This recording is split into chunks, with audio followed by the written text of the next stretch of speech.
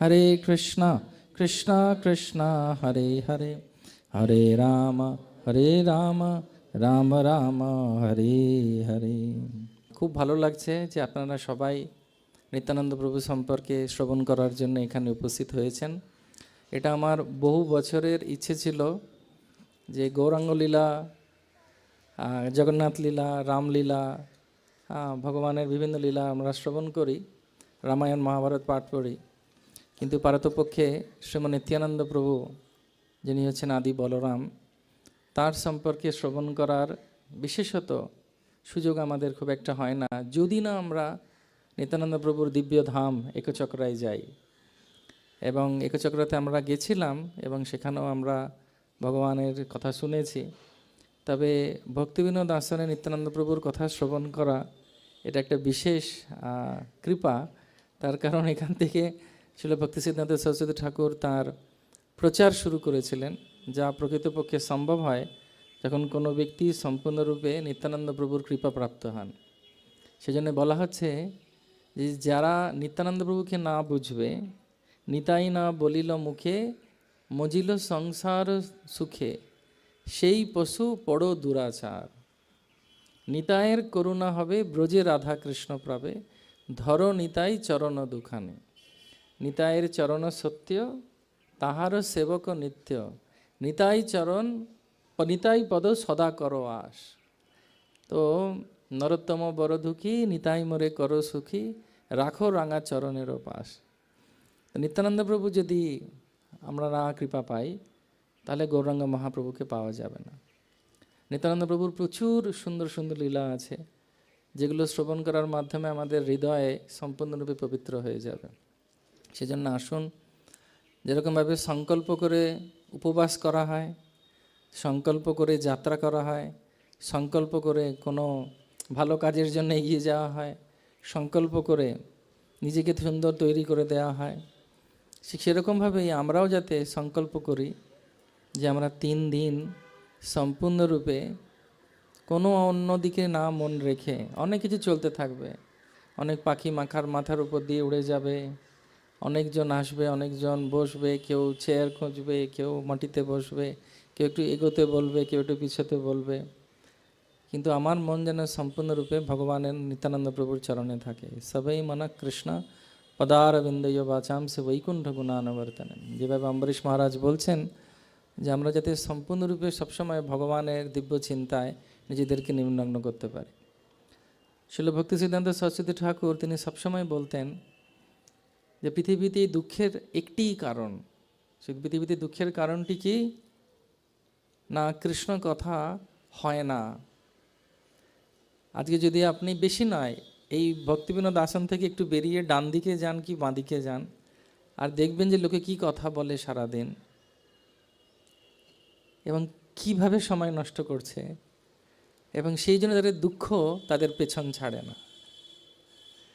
কিন্তু যদি কেউ অনেক কৃপা পায়, তাহলে এরকম স্থানে আসতে পারে যেখানে মৃদঙ্গ বাজছে, করতাল বাজছে, আরও সুন্দর সুন্দর বাদ্যযন্ত্র বাজছে, ভগবানের ভক্তরা বসে আছেন, সবার মাথায় তিলক চর্চিত, সবাই কণ্ঠী ধারণ করেছেন। ছিল ভক্তি সিদ্ধান্ত সরস্বতী ঠাকুর এখানে উপবেশন করেছেন এবং সেখানে হরিকথা হচ্ছে, কীর্তন হচ্ছে, ভজন হচ্ছে। সেটা আমাদের অনেক সৌভাগ্য। সেই জন্যে কৃতজ্ঞতা এবং সেবা ভাব নিয়ে রামায়ণে উল্লেখ করা হচ্ছে, যখন আমরা শ্রবণ করতে আসি, এবং শ্রবণ করার সময় একটাই উদ্দেশ্য হওয়া উচিত, যাতে আমরা আরও বেশি করে কৃষ্ণকে এবং শ্রী গৌরাঙ্গ মহাপ্রভু নিত্যানন্দ প্রভুকে ভালোবাসতে পারে। যে যত বেশি করে ভগবানের এই লীলা মাধুরী শ্রবণ করবে, পারতপক্ষে দেখা গেছে তাদের কোনো কষ্ট হয় না। এবার সেটা কী করে হয়? কেন ওনারও তো বাতের ব্যথা আছে, ওনারও দাঁতে ব্যথা হচ্ছে, ওনারও তো কষ্ট হচ্ছে, ওনারও তো জ্বর হচ্ছে, ওনারও তো একটু এপাশ ওপাশ মন খারাপ হচ্ছে। তাহলে কেন হচ্ছে? পারতপক্ষে দেখে মনে হতে পারে ওনার হচ্ছে, কিন্তু প্রকৃতপক্ষে চেতনায় তাদের কোনো পরিবর্তন হয় না, সেটা ভগবৎ কেন্দ্রিকই থাকে।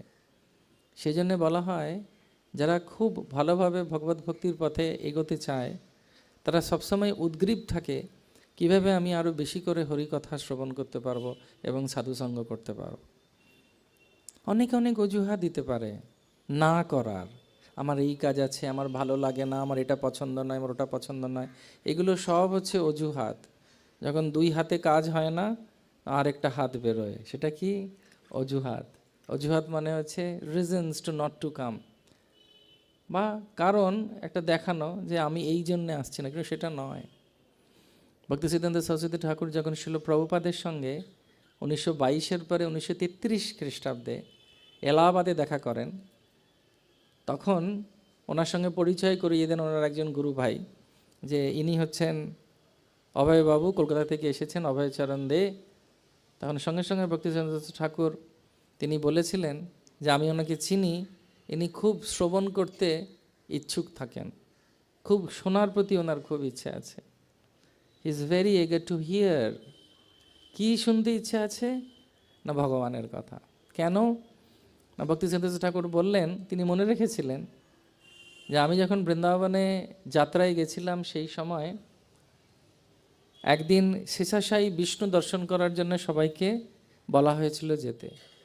আর একটা বলা হয়েছিল যে তোমরা যদি চাও, শিল ভক্তি সিদ্ধান্ত সরস্বতী ঠাকুর প্রভুপাদ উনি হরিকথা করবেন এরকম পান্ডালে, যদি তুমি চাও সেখানেও শুনতে পারো, আপনারা যদি চান। তো যতজন এসেছিলেন তার মধ্যে থেকে বোধহয় 99.99% চলে গেছিল শেষশায়ী বিষ্ণু দেখতে, কিন্তু কয়েকজন থেকে গেছিলেন। তার মধ্যে একজন ছিলেন অভয়চরণারবিন্দ ভক্তিবেদান্ত স্বামী শিল প্রভুপাদ। তো উনি বৃন্দাবনে 1922 পরে বৃন্দাবনে ওনার সঙ্গে ওনার গুরু মহারাজের দেখা হয় যখন পরিক্রমা করেন। তারপরে দীক্ষা নেন উনি 1933-তে, এবং তারপরে উনি অত্যন্তভাবে খুশি হয়েছিলেন যে ভক্তি সিদ্ধান্ত সরস্বতী ঠাকুর তিনি মনোনীত করেছিলেন ওনাকে, যে উনি খুব উগ্রশ্রবা। উগ্রশ্রবা মানে যে শুনতে পছন্দ করে। কি শুনতে পছন্দ করে? পাশের বাড়ির ঝগড়া? কি কথা শুনতে ইচ্ছে করে? হরিকথা শুনতে ইচ্ছে করে। সেই জন্য বলা হচ্ছে, এ মন হরিনাম করসার, এ ভব সাগর হবে বালুচর, হাঁটিয়া হইবি পার। যত বেশি করে আমরা হরিকথা শুনবো, আপনারা নিজেরা দেখেছেন নিজেদের জীবনে। সেজন্য বলা হয় নিত্য সিদ্ধ কৃষ্ণ প্রেম সাধ্য কবু নয়, শ্রবণ আদি শুদ্ধ চিত্তে কর হয়ে উদয়। স্মর্তব্যে সততম বিষ্ণু বিস্মর্তব্য না জাত উচিত। শ্রবণের মাধ্যমে বেশি করে আমরা ভগবানের কথা মনে রাখতে পারি, তার কথা মনে রেখে ওনাকে বেশি ভালোবাসতে পারি। যখন আমরা কেউ কাউকে ভালোবাসি, আমাদের ইচ্ছে করে না যে তাদের সম্পর্কে আরও বেশি কথা শুনি? সেরকমই যখন ভগবানের ভক্ত ভগবানকে ভালোবাসে, সে সবসময় চায় আমি আরও কত করে, কিভাবে আমি ভগবানকে আরও কথা শুনতে পারবো। সে তখন খাওয়া নাওয়া চান শয়নে স্বপনে কিবা জাগরণে সবসময় একটা কথাই চিন্তা করে যে আমি কীভাবে আরও বেশি করে ওনার কথা শুনবো। শ্রী চৈতন্য মহাপ্রভু নিজের আচরণের মাধ্যমে দেখাচ্ছেন, আপনি আচরি প্রভু জীবেরে শিখায়, যে কিভাবে প্রত্যেক দিন চৈতন্য মহাপ্রভু হরিদাস ঠাকুরের কাছে, গদাধর পণ্ডিতের কাছে যেতেন। কেন যেতেন? হরিকথা আলোচনা করার জন্য। অফিসের পরে বাবুরা সব ফেরে বাংলায়, বাড়ি ফিরে কি করে? বন্ধুদের সঙ্গে দেখা করতে যায়, হরে কৃষ্ণ। সেখানে কি হয় আর বলে লাভ নেই। পার্লামেন্টের মিটিংটা ওখানেই হয়। অনেক সময় মনে হয় যে এরা এখানে কেন করছে, দেশের কত উন্নতি হতো এদের যদি পার্লামেন্টে পাঠিয়ে দেওয়া যেত। 1 টাকার খুরি আর কটকটি বিস্কুট, এই দিয়ে কটকট করে দুনিয়া চলতো। হরে কৃষ্ণ। কি এরকমভাবেই সকাল থেকে দুপুর, দুপুর থেকে রাত, রাত থেকে সন্ধ্যা, যত বেশি করে চৈতন্য মহাপ্রভু তিনি হরিকথা শুনতেন, উনি বারবার বলতেন, ভুরিদা ভুরিদা, আরও বলো, আরও বলো, আরও শুনতে চাই আমি, আরও ভরে দাও আমাকে, আরও বলো। কী বলো? কৃষ্ণ নাম। কৃষ্ণ নাম করো জীব আর সব মিছে, পালাইতে পথ নাই জম আছে পেছে। সেজন্যে এটা আমাদের অনেক সৌভাগ্য, হয়তো আমরা এখন বুঝে উঠতে পারছি না, বা অনেকে হয়তো বুঝেছেন বলে আজকে এসেছেন, যে যত বেশি করে আমরা ভগবানের দিব্য নাম শুনবো, এবং বিশেষ করে শ্রীমৎ নিত্যানন্দ প্রভুর নাম। কেন নিত্যানন্দ প্রভুর নাম? কারণ নিত্যানন্দ প্রভুকে মহাপ্রভু এই স্থান দিয়েছিলেন বাংলায় ফিরে আসার জন্যে। নিত্যানন্দ প্রভু কে, সেটা সম্পর্কে চৈতন্য চরিতামৃত থেকে আমরা আলোচনা করব। তার আগে জানাই আলোচনা সাপেক্ষে যে নিত্যানন্দ প্রভু হচ্ছেন একমাত্র ব্যক্তি যাকে আবার পুনঃ প্রেরণ করে দেন মহাপ্রভু বাংলায়। মহাপ্রভু বললেন, বাঙালি হচ্ছে পড়ুয়ার জাত, সবসময় পড়তেই থাকে। এই পিএইচডি করলো এই সাবজেক্টে, এখনও দেখা যায় এই রক্তটা রয়েছে, আবার আরেকটা কিছু পড়াশোনা শুরু করলো। ভালো, যদি কৃষ্ণকে পেতে চায় তার মাধ্যমে। তো মহাপ্রভু বললেন যে কীভাবে গৃহে থেকে নাম সংকীর্তন করা যায়, ভক্ত হওয়া যায়, সেটা তুমি গিয়ে দেখাও।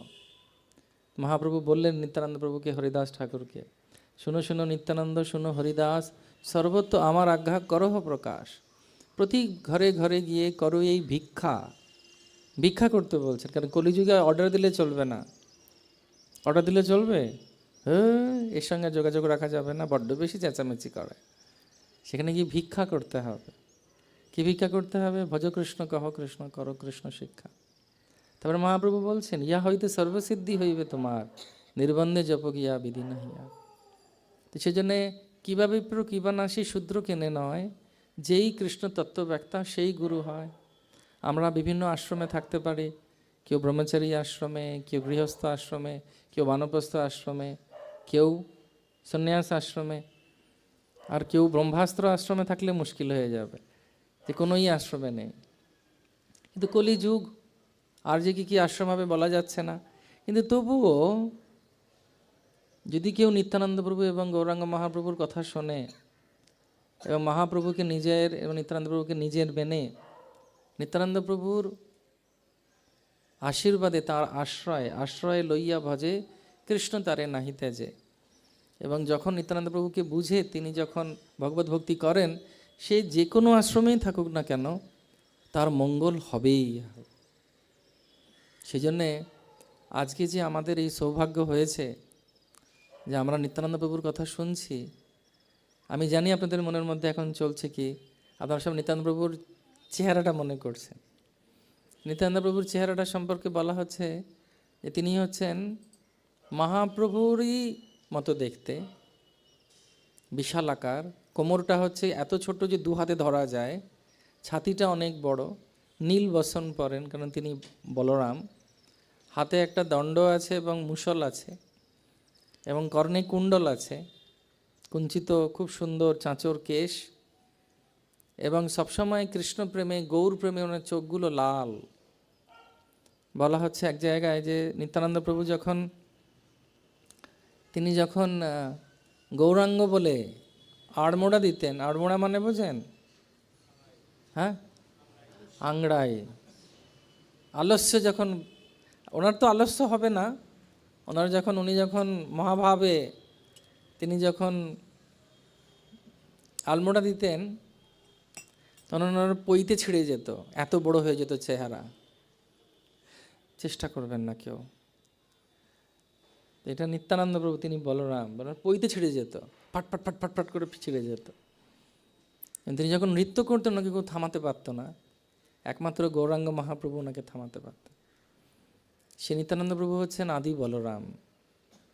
তার সম্পর্কে বলতে গেলে এক জায়গায় নারদ মুনি, ব্রহ্মা আদি দেব যারে ধ্যানে নাহি পায়, সে ধনে বঞ্চিত হলে কি হবে উপায়।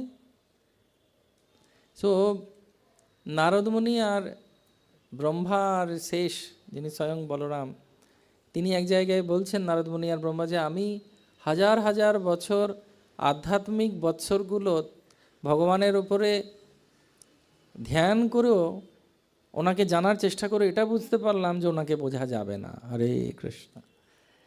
কেন বোঝা যাবে না? নিজের চেষ্টায় বোঝা যাবে না। তার কারণ কি? তার কারণ হচ্ছে ভক্তিপথে আশ্রয় না নিলে কখনো পর্যন্ত ভগবান তিনি সবার সমক্ষে আসেন না।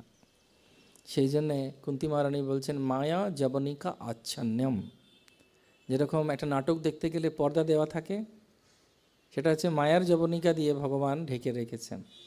ভগবান এটা ভগবদ্গীতায় বলছেন, দেবী হস্যা গুণময়ী মম মায়া দুরত্যয়া মাম এবজি প্রপদ্যন্তে মায়া মেতাম তরন্তিতে। মায়া মেতাম তরন্তিতে মানে মাম এবজি প্রপদ্যন্তে মানে কি, আমার শরণাপন্ন যে হয় তাকে আমি বোঝাতে পারি বা তার কাছে আমি নিজেকে সম্পূর্ণরূপে প্রকাশ করতে পারি। সেজন্য তখন আর বুঝতে অসুবিধে হয় না যে ইনি কে।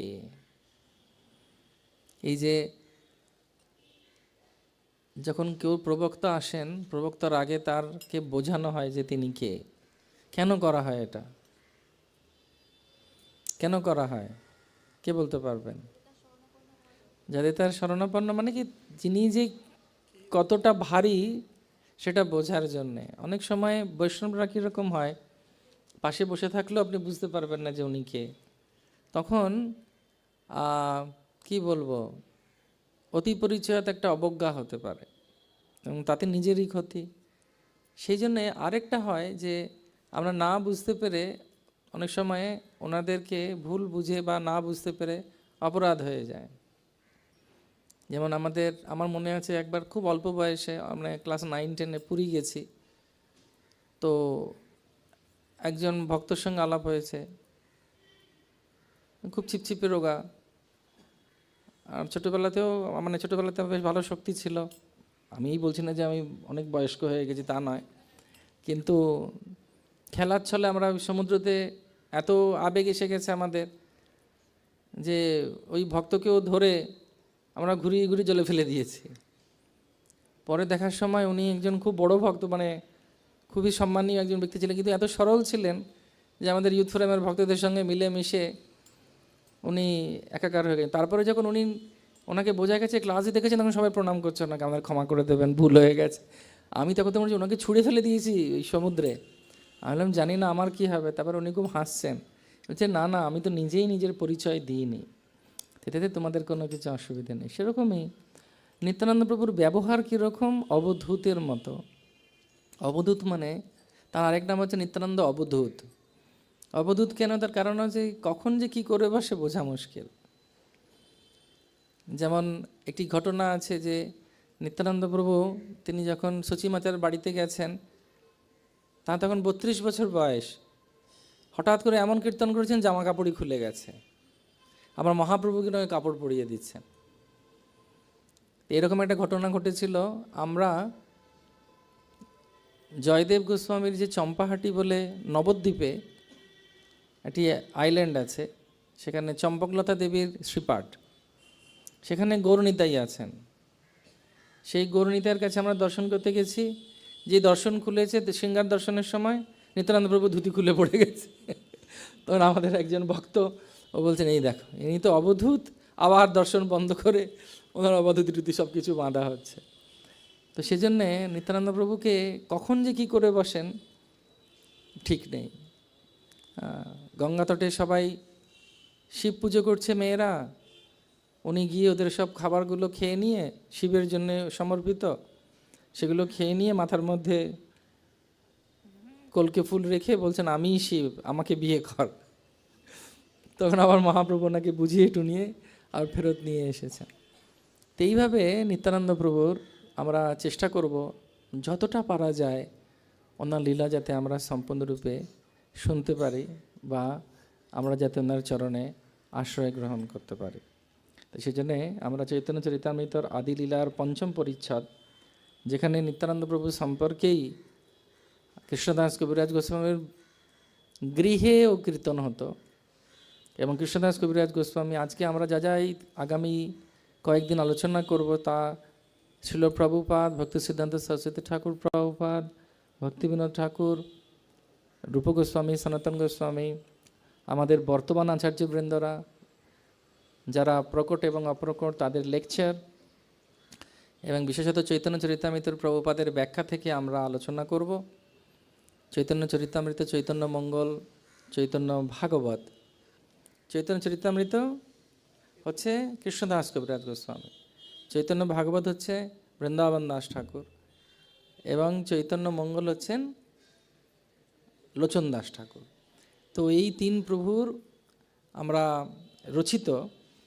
এছাড়া নিত্যানন্দ প্রভু মহাপ্রভু সম্পর্কে স্বরূপ দামোদরের কর্চা, সার্বভৌম ভট্টাচার্যের লেখনী থেকেও অনেক কিছু আমরা জানতে পারি, এবং তৎসঙ্গে আরও অনেক তৎকালীন সমসাময়িক আচার্যদের লেখনী থেকেও চৈতন্য মহাপ্রভু নিত্যানন্দ প্রভু সম্পর্কে আমরা জানতে পারি। সেই জন্যে আসুন আমরা এখন সম্পূর্ণরূপে মনোনিবেশ করি নিত্যানন্দ প্রভু সম্পর্কে শ্রবণ করার জন্য। তো যেহেতু চৈতন্য চরিতামৃত আমরা থেকে পাঠ করব, তা আমরা এখন একটু প্রার্থনা করব চৈতন্য মহাপ্রভু এবং ওনার পার্শ্বদের কাছে। জয় জয় শ্রী চৈতন্য জয় নিত্যানন্দ, শ্রী অদ্বৈত চন্দ্র জয় গৌর ভক্ত বৃন্দ। জয় জয় শ্রী চৈতন্য জয় নিত্যানন্দ, শ্রী অদ্বৈত চন্দ্র জয় গৌর ভক্ত বৃন্দ। হরে কৃষ্ণ কৃষ্ণ কৃষ্ণ হরে হরে, হরে রাম রাম রাম হরে হরে। উচ্চস্বরে কীর্তন কৃষ্ণ নাম। হরে কৃষ্ণ কৃষ্ণ কৃষ্ণ হরে হরে, হরে রাম রাম রাম হরে হরে।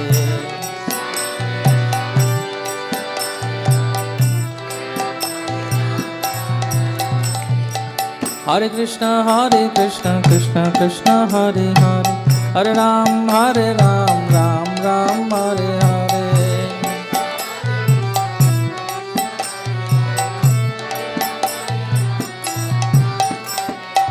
হরে কৃষ্ণ কৃষ্ণ কৃষ্ণ হরে হরে, হরে রাম রাম রাম হরে হরে।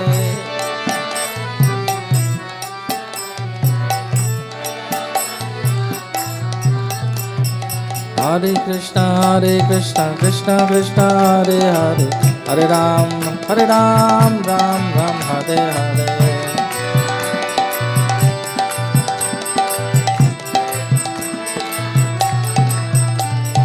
হরে কৃষ্ণ কৃষ্ণ কৃষ্ণ হরে হরে, হরে রাম রাম রাম হরে হরে।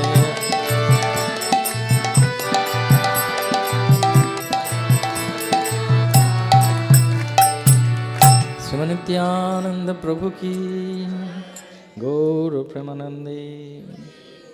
তো শ্রী শ্রী চৈতন্য চরিতামৃত আদি লীলা পঞ্চম পরিচ্ছদ, সেখানে নিত্যানন্দ প্রভুর গুণ সম্পর্কে এবং তত্ত্ব সম্পর্কে বলা হচ্ছে। এখানে বলা হচ্ছে যে বন্দে অনন্ত আচার্যন শ্রী নিত্যানন্দ মহেশ্বরম, যতেশ্বত্যা তৎস্বরূপ জ্ঞান হোপি নিরূপতে। অনন্ত অদ্ভুত ঐশ্বর্য বিশিষ্ট ঈশ্বর নিত্যানন্দকে বন্দনা করি। মূর্খ লোকও তার ইচ্ছায় তাহার স্বরূপ নিরূপণ করতে সমর্থ। অর্থাৎ তিনি এতটাই করুণাময় যে এমনকি যে মূর্খ সেও সম্পূর্ণরূপে নিত্যানন্দ প্রভু সম্পর্কে অবগত হতে পারে। তারপরে আমরা সবাই শ্রবণ করব, মন দিয়ে শুনুন। জয় জয় শ্রী চৈতন্য জয় নিত্যানন্দ, জয় দ্বৈত চন্দ্র জয় গৌরভক্ত বৃন্দ।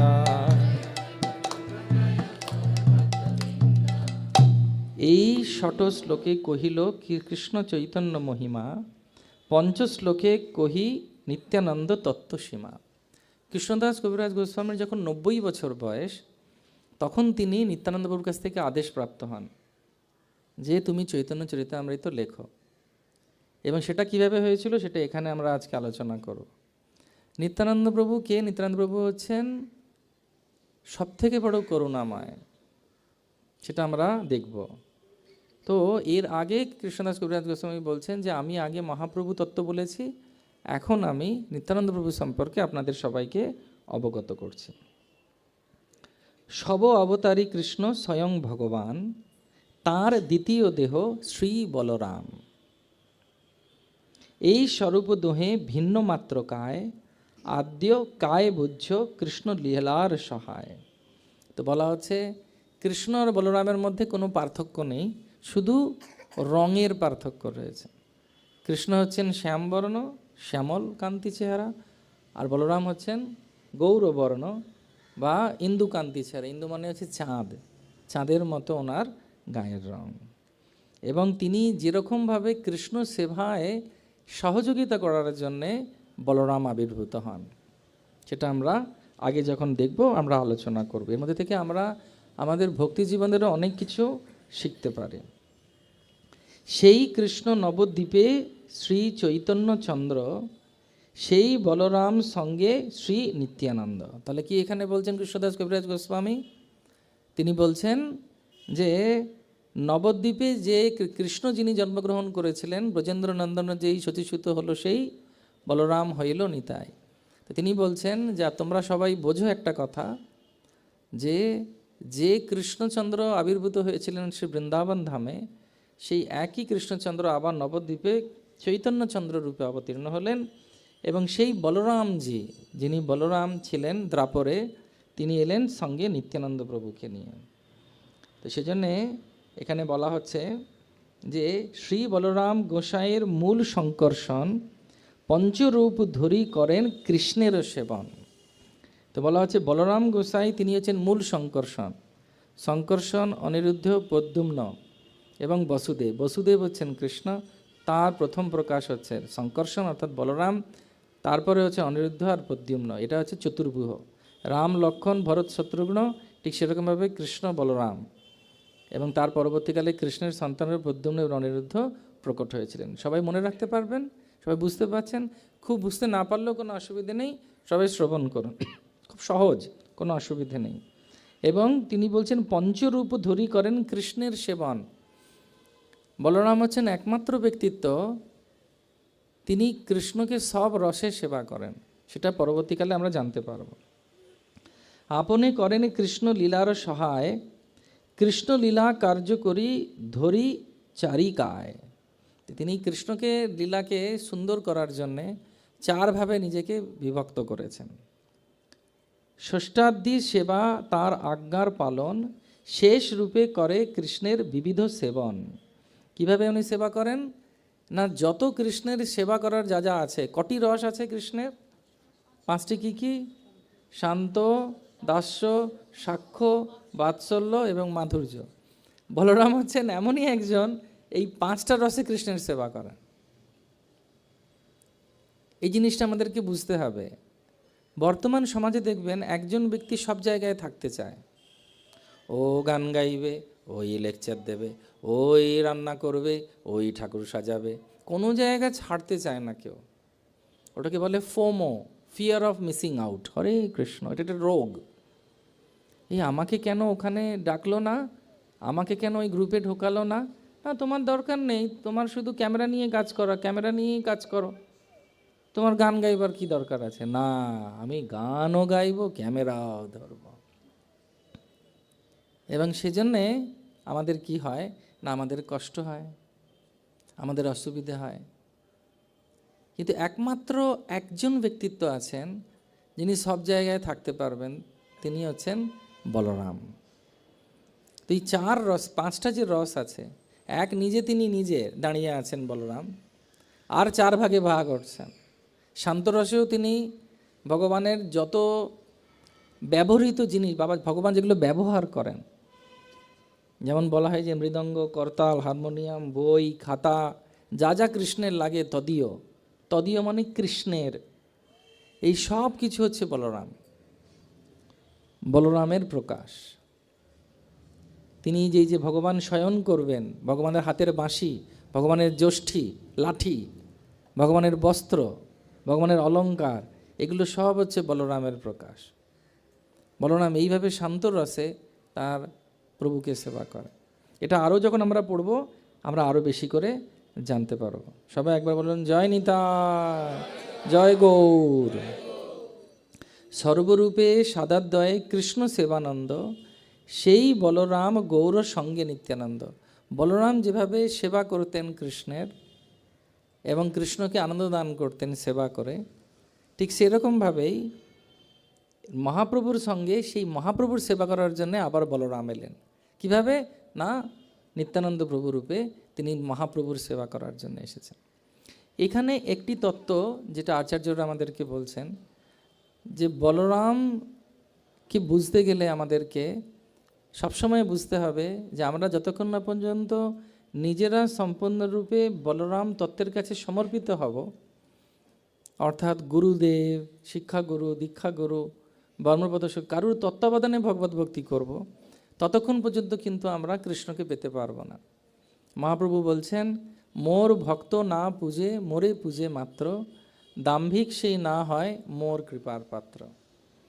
অর্থাৎ যতক্ষণ না পর্যন্ত নিত্যানন্দ প্রভুকে যদি আমরা বুঝতে চাই, আমাদের সেবার মনোবৃত্তি রাখা উচিত।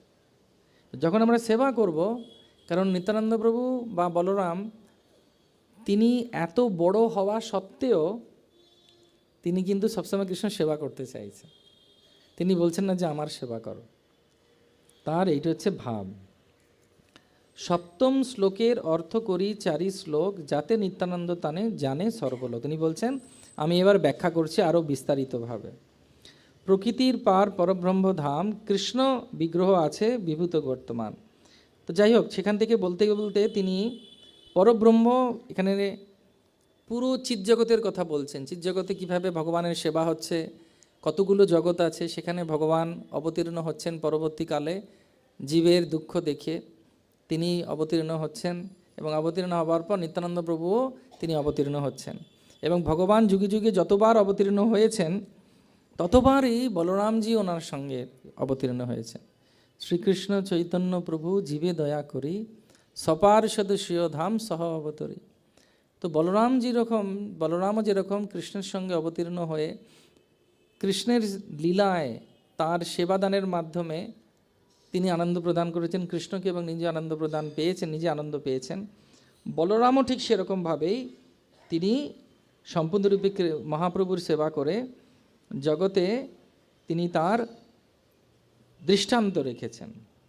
এবং সেই জন্যে এখানে বলা হচ্ছে, নারায়ণের নাভি নাল মধ্যে ধরণী, ধরণীর মধ্যে সপ্ত সমুদ্র যে গণী, তাহা ক্ষীরদধি মধ্যে শ্বেতদ্বীপ নাম, পালায়িত বিষ্ণু সেই নিজধাম। সকল জীবের দেহ হয় অন্তর্যামী, জগৎ পালক দেহ জগতেরও স্বামী। বুঝতে অসুবিধা হচ্ছে না? তো তিনি এই পরব্রহ্মের কথা বলা আছেন, ভগবান কোথায় আছেন, কোথায় থাকেন। যুগ মন্বন্তরে ধরি নানা অবতার, যুগ সংস্থাপন করে অধর্ম সংহার।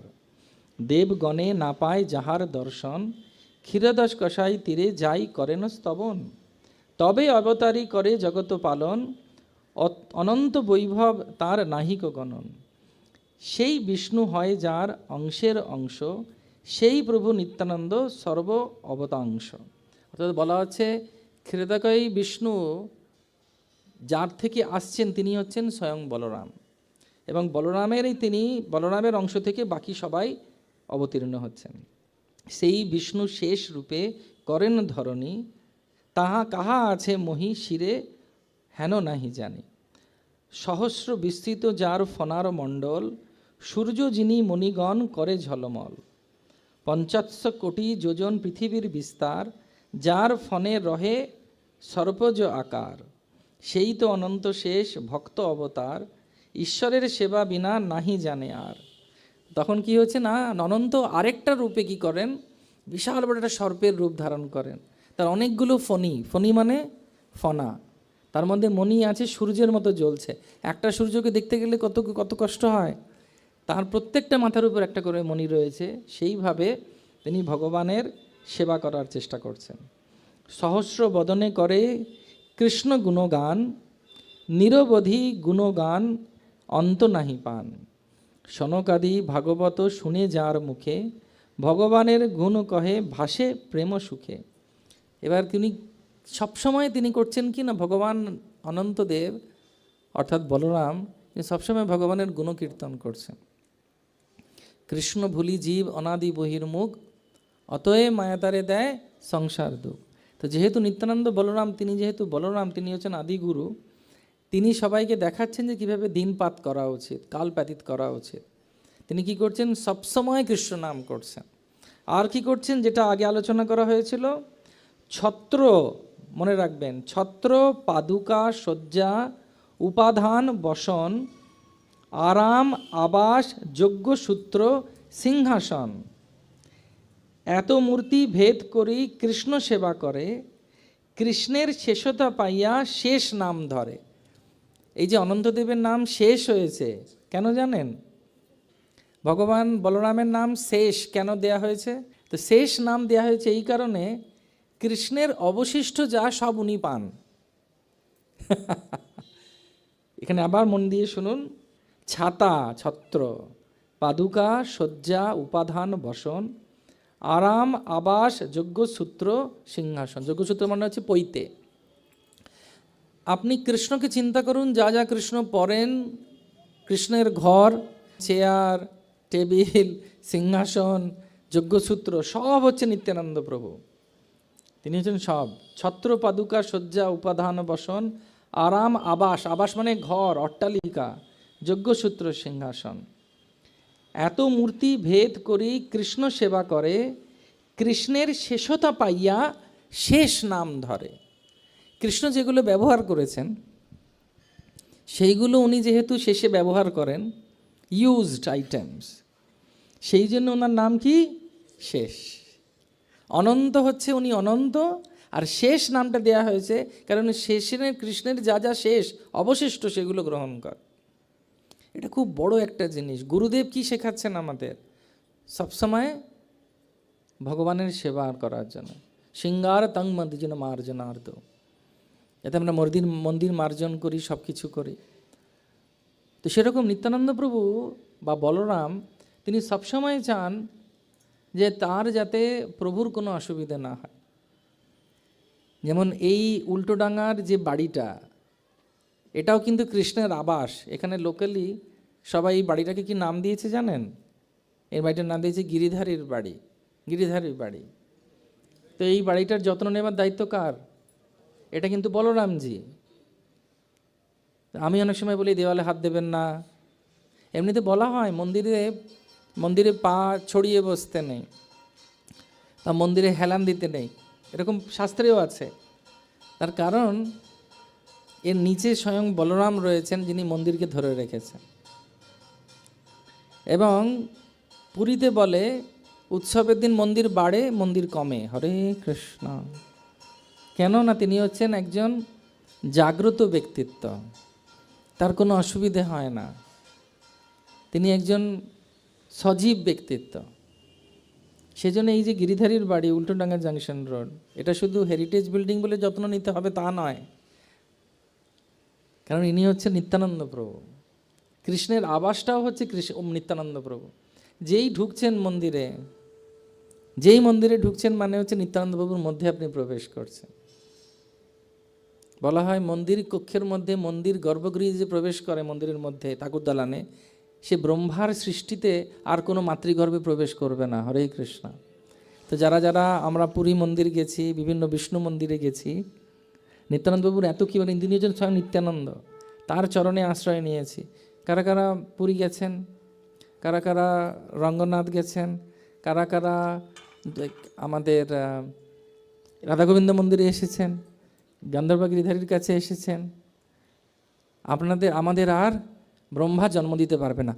কি নিশ্চিন্ত, কি হালকা লাগছে, কত ভালো লাগছে। তেমন অন্য কোনো কোথাও চলে গেলে হবে না, আবার ওনার কাছেই থাকতে হবে। তো সেই জন্য বলা হয় যে এই সব কিছু রূপে নিত্যানন্দ প্রভু সেবা করছেন। এত বিস্তৃত নিত্যানন্দ প্রভু সম্পর্কে বোঝাটা কত আশীর্বাদ, যেটা কৃষ্ণদাস কবিরাজ গোস্বামী আমাদেরকে দিচ্ছেন, বলছেন। এবং তারপরে তিনি বলছেন, কৃষ্ণের শেষতা পাইয়া শেষ নাম ধরে, এক মূর্তি ভেদি করি কৃষ্ণ সেবা করে। সেই তো অনন্ত যার কহি এক কলা, হেন প্রভু নিত্যানন্দ কে জানে তার খেলা। এত কিছু যে আমি এটা বললাম, সেটা একটা সামান্য কিছু গুণগান করছি আমি। সেখানে স্বয়ং বলরাম যিনি নিত্যানন্দ প্রভু হয়ে এসেছেন, তার যে কত লীলা সেটা আমি কি করে বলবো। তারপরে বলছেন, এই সব প্রমাণে জানি নিত্যানন্দ তত্ত্বসীমা, তাহাকে আনন্দ করি কি তাহার মহিমা। অথবা ভক্তের বাক্য মানি সত্য করি, সকল স্বভাবে তাতে যাতে অবতরি। অবতার অবতারী অভেদ যে জানে, পূর্বে জয়ছে কৃষ্ণকে কেহ কেহ করি মানে। কেহ বলে কৃষ্ণ সাক্ষাৎ নারায়ণ, কেহ কহে কৃষ্ণ সাক্ষাৎ বামন, কেহ কহে কৃষ্ণ ক্ষীরদশকায়ী অবতার, অসম্ভব নহে সত্য বচন সবার। এবার একজন ব্যক্তিকে ইয়ে যথা মাম প্রপদ্যন্তে তম সদৈব ভজামহম, একই কৃষ্ণকে এক একজন ব্যক্তি এক এক রকমভাবে দেখছে। সেটা সম্ভব। যখন কৃষ্ণ তিনি যখন কংসের আহ্বানে মল্লযুদ্ধের কাছে গেছেন, যোদ্ধাদের কাছে, এবং কুবেলয় পীড় নামে হাতিটিকে মেরে দুজনে গজদন্ত ধরে, একজনের কাঁধে বলরামের কাঁধে বাঁ হাতে আর কৃষ্ণ নিয়েছেন ডান হাতে, কুবেলয় পীড়কে উদ্ধার করে তিনি যখন সেটা নিয়ে এগিয়ে যাচ্ছেন, তখন কৃষ্ণ যখন প্রবেশ করছেন তখন একটা হইচই পড়ে গেছে। আর এরকম ভাববেন না যে আমাদের যে কি কি স্টেডিয়াম, এটা ধর্মতলায় আছে স্টেডিয়ামটা, হ্যাঁ, ইডেন গার্ডেনের থেকেও কিন্তু বড় ছিল কংসের কি বলে স্টেডিয়াম। স্টেডিয়ামের বাংলা কি আমি জানি না, জানতে হবে। হ্যাঁ, ক্রীড়াঙ্গন বিশাল, সেখানে হইচই পড়ে গেছে, সবাই চিৎকার করছে হরি বল, আরো জোরে করেছিল হরি বল, হরি বল, হরি বল। আর যে কৃষ্ণকে দেখেছে সে এক একজন এক এক ভাবে কৃষ্ণকে দর্শন করছে। যারা কৃষ্ণকে ভালোবাসে বাবা মারা, তারা দেখছে আমার পুত্র এসেছে। যুবতী স্ত্রীরা, অবিবাহিত স্ত্রীরা দেখছে যেন কাম পুরুষ এসেছে। এরা দুজন এত সুন্দর দেখতে, দুজনকে ভাবা যায় না তাদেরকে দেখে, এত সুন্দর দেখতে। যারা যোগী তারা বলছেন পরব্রহ্মণ এসেছে আমার কাছে। সেখানে যারা সেবক তারা বলছে আমার প্রভু এসেছেন। বন্ধুরা বলছে আমার সখা এসেছে, একই কৃষ্ণ। আর যখন সেখানে চানুর মুষ্টিকে দেখছে, তারা দেখছে বজ্র এসেছে। এবং যখন কংস দেখছে যেন কাল সর্পরূপে মৃত্যু তাদের দিকে তাকিয়ে আছে। একই লোক কিন্তু বিভিন্নভাবে সেকে দেখছে। যেরকম একটা বেড়ালের মুখে তার বেড়াল ছানা, আর বেড়ালের মুখে ইঁদুর। আমরা যেরকমভাবে ভগবানকে ভালোবাসবো, ভগবান সেভাবে আমাদের কাছে প্রকট হবেন। সেটা ভগবানের শক্তি আছে। সেজন্য ভগবান চৈতন্য মহাপ্রভু বলছেন যে ভক্তগণে সুখ দিতে প্রভুর অবতার, যথাযোগ্য তাহা করে না ব্যবহার।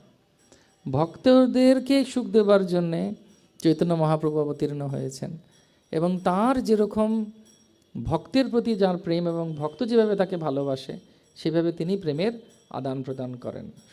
সবাই একবার বলুন জয় নিত্যানন্দ প্রভু কি। এইভাবে তিনি বলছেন যে অতএব শ্রী কৃষ্ণ চৈতন্য গোসাই সব অবতার লীলা করি সবাই রে দেখায়। এই রূপে নিত্যানন্দ অনন্ত প্রকাশ, সেইভাবে কহে মই চৈতন্যের দাস। কভু গুরু কভু সখা কভু ভৃত্য লীলা, পূর্বে যেন তিন ভাবে ব্রজে কইল খেলা। বৃষ হইয়া কৃষ্ণাসনে মাথামাথি রণ, কভু কৃষ্ণে করে তার পাদ সম্মাহন। আপনাকে ভৃত্য করি কৃষ্ণে প্রভু জানে, কৃষ্ণের কলায় কলা আপনারে মানে। তো বলরাম যেভাবে বিভিন্নভাবে খেলা হচ্ছে, যখন তিনি বৃষ হয়েছেন, কি হয়েছেন? বৃষ মানে হয়েছেন ষাঁড় হয়েছেন, দিয়ে কৃষ্ণের সঙ্গে মাথা নিয়ে ঝগড়া করছে। আবার কৃষ্ণ ওনার পা এসে টিপে দিচ্ছে, দাদা একটু পাটা টিপে দিই। তো কৃষ্ণকে আনন্দ দেবার, কৃষ্ণ চাইছেন আমার পা সম্মাহন করে খুশি হবে, ঠিক আছে তাই হোক। তারপরে আবার কৃষ্ণকেও উনি পদ সম্মাহন করছেন।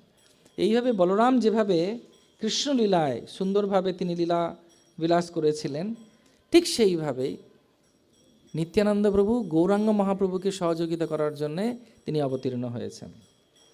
একলা ঈশ্বর কৃষ্ণ আর সব ভৃত্য, যারে জইছে নাচায় সে তৈছে করেন নৃত্য।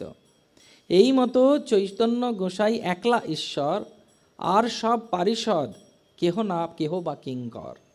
তো এইভাবে বলা যায় যে যেভাবে কৃষ্ণ হচ্ছেন ভগবান, ঠিক সেরকমভাবে গৌরাঙ্গ মহাপ্রভু হচ্ছেন ভগবান। কেউ কেউ তার কিঙ্কর, কিঙ্কর মানে হচ্ছে গড়িয়াহাটের কোনো দোকান নয়, কিঙ্কর কিঙ্করি, ঠিক আছে? কিঙ্কর মানে দাস আর দাসী। তুমি তোমার কিঙ্কর বলে আমাকে জানো, আচার্যরা বলছেন। তো কেউ পার্ষদ, কেউ কিঙ্কর। গুরুবর্গ নিত্যানন্দ অদ্বৈত আচার্য, শ্রীবাস আদি আর যত লঘু সম আর্য। তো গুরুবর্গ কারা? নিত্যানন্দ প্রভু আর অদ্বৈত আচার্য। কেন গুরুবর্গ? তার কারণ হচ্ছে নিত্যানন্দ প্রভু আর অদ্বৈত আচার্য দীক্ষা নিয়েছিলেন কার কাছ থেকে? মাধবেন্দ্রপুরীর প্রভুর কাছ থেকে। এবং সেই জন্যে মহাপ্রভুর ও গুরুবর্গের মধ্যে এনারা দুজন পড়ে। এবং প্রকৃতপক্ষে নিত্যানন্দ প্রভু কে? তিনি হচ্ছেন আদি গুরু, তিনি হচ্ছেন শ্রী বলরামজি, যার থেকে আমাদের সবার গুরুতত্ত্ব বেরিয়েছে। যতজন গুরু আছে তারা সবাই হচ্ছে নিত্যানন্দ প্রভুর প্রকাশ। নিত্যানন্দ প্রভুকে তারা প্রতিনিধিত্ব করেন। সবে পার্ষদ, সবে লীলার সহায়, সবে লইয়া নিজ কার্য সাধে গৌর রায়। অদ্বৈত আচার্য নিত্যানন্দ দুই অঙ্গ, দুইজন লইয়া প্রভুর যত কিছু রঙ্গ। তো অদ্বৈত আচার্য আর নিত্যানন্দ প্রভুর মধ্যে যে প্রেম ঠরাঠরি, মানে প্রেমের ঝগড়া, সেটা নিত্যানন্দ প্রভু আর মহাপ্রভু অদ্বৈত আচার্যের মধ্যে যেগুলো করেন সেটা দেখে মহাপ্রভু আনন্দ লাভ করেন। সেই জন্য এনারা দুজন কি না, এনারা দুজন হচ্ছেন না রঙ্গ করেন। অদ্বৈত আচার্য নিত্যানন্দ দুই অঙ্গ, দুইজন লইয়া প্রভুর যত কিছু রঙ্গ। রঙ্গ মানে রঙ্গ তামাশা বলে না, রঙ্গ তামাশা। রঙ্গ তামাশা মানে হচ্ছে আনন্দ উৎসব। শান্তিপুরে যখন মহাপ্রভু নিত্যানন্দ প্রভুকে নিয়ে যান মহাপ্রভু নিত্যানন্দ প্রভু, তখন দুজনের মধ্যে প্রেম কলহ হয়। এখানে খুব সুন্দর সুন্দর লীলা আছে, আপনারা মন দিয়ে শ্রবণ করুন। তারপরে বলছেন কৃষ্ণদাস কবিরাজ গোস্বামী, অদ্বৈত আচার্য তত্ত্ব না যায় কথন, কৃষ্ণ অবতরিয়া যেহ করিল তরিল ভ্রুবন। তো অদ্বৈত আচার্যের কথা কি বলবো, তিনি তাঁর ডাকেই তো মহাপ্রভু এসেছেন, কৃষ্ণ এসেছেন। নিত্যানন্দ স্বরূপ পূর্বে হইয়া লক্ষণ, লঘু ভ্রাতা হইয়া করে রামের সেবন। রামের চরিত্র সব দুঃখের কারণ, স্বতন্ত্র লীলায় দুঃখ সহেন লক্ষণ। নিষেধ করিতে না রে যাতে ছোট ভাই, মৌন ধরি রহে লক্ষণ মনে দুঃখ পায়। রামলীলায় কি হয়েছিল? রাম দাদা হয়ে এসেছিলেন। রামের নাম কি? মর্যাদা পুরুষোত্তম। রামকে কি বলা হয়? ওনার সব কিছু হচ্ছে খুব পূর্ণ, ওনার সব কিছু হচ্ছে খুব আদর্শ। আদর্শ ছেলে, আদর্শ বাবা, আদর্শ পতি, আদর্শ প্রভু, আদর্শ ভৃত্য, আদর্শ রাজা, আদর্শ ভাই, মানে সব কিছু আদর্শ। সেখানে বলরাম এলেন কিভাবে? ছোট ভাই হিসেবে। ওনাকেও দাদা ওরকম, যথা রাজা তথা প্রজা, যেরকম রাজা হবে প্রজাও সেরকম হবে। আর এগোচ্ছি না বর্তমান সমাজ, সেই সময়কার কথা বলা হচ্ছে। তো যেহেতু রাম আদর্শ, ভাইও আদর্শ, তো রাম যেহেতু খুব কঠোরভাবে কত কোনো জিনিসকে লীলা করেছিলেন, তখন উনি লক্ষণ হয়ে কিছু বলতে পারেননি, চুপ ছিলেন। নিষেধ করিতে না রে যাতে ছোট ভাই, মৌন ধরি রহে লক্ষণ মুখে দুঃখ পায়, মনে দুঃখ পায়। তো লক্ষণের মনে দুঃখ হয়েছিল, কিন্তু কিছু বলতে পারছে না। কেন বলতে পারছে না? ছোট ভাই বলে কিছু বলতে পারছে না। এখন বড় ছোটর জ্ঞানটা আছে কি? থাকলে ভালো, অন্তত আমরা হই। প্রভুপাদ বলছেন একদিন পরেও যে দীক্ষা দিয়েছে সে কিন্তু তোমার থেকে একদিনের বড়। হরে কৃষ্ণ। প্রভুপাদ বলেছেন এইভাবে বড় ছোটটা একটুখানি মানলে ভালো। বড়দেরও সেই মর্যাদা রাখা উচিত, মিলেমিশে একাকার হয়ে গেলে মুশকিল। আর ছোটদেরও সেই মর্যাদা রাখা উচিত যে বড়দের যাতে সেই জায়গাটা, বড়রা অনেক সময় কাঁধে হাত দিতে পারে, কিন্তু ছোটদের সেরকম করা, বড়দের সেরকম আচরণও করা উচিত যাতে শ্রদ্ধা আসে। বড়রা যদি হা হা হি করে, হি খিলখিল খিলখিল খিলখিলা আনন্দ হয়, সবসময় খিলখিল খিলখিল খিলখিল করছে। আমি কি বোঝাতে পারছি? আমি দীক্ষা নিয়েছি, ব্রাহ্মণ দীক্ষা নিয়েছি, দেখি কোনো ভারী কি নেই, ওটাকে অ্যাটিটিউড বলেন, ওটাকে অহংকার বলে না, ওটা হচ্ছে মর্যাদা, নিজের সম্মান নিজের কাছে রাখতে।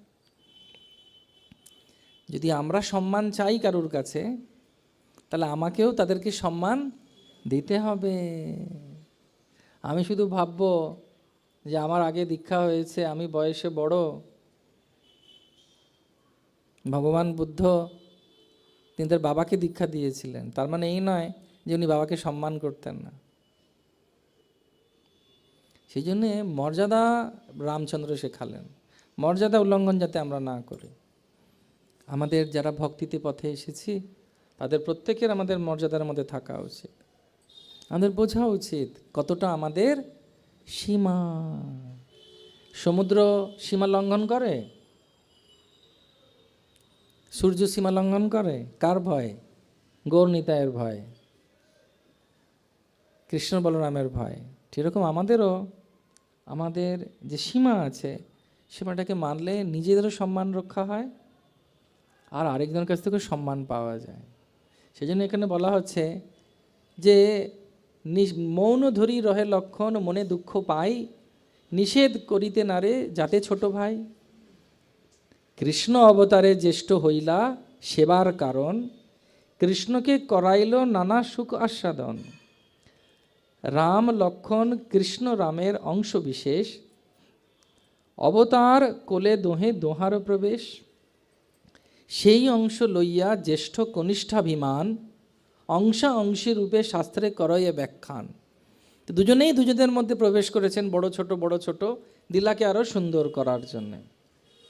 এবং সেখানে বলা হচ্ছে শ্রী চৈতন্য সেই কৃষ্ণ নিত্যানন্দ রাম, নিত্যানন্দ পূর্ণ করে চৈতন্যেরও কাম। বুঝতে পেরা গেছে? তো সেই লক্ষণ রূপে নিত্যানন্দ প্রভু এসেছেন বড় হয়ে, আর চৈতন্য মহাপ্রভু হচ্ছেন কৃষ্ণ। এবং কেন এসেছেন নিত্যানন্দ প্রভু? নিজের কাজ করার জন্য নয়, তিনি কার কাজ করার জন্য এসেছেন?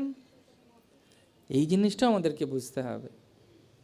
আমরা ভক্তি করতে এসেছি কিসের জন্যে? আমি ইস্কনে কেন এসেছি? এই বিদেশ যাব, মেমকে বিয়ে করব, মেমকে দিয়ে সেবা করাবো।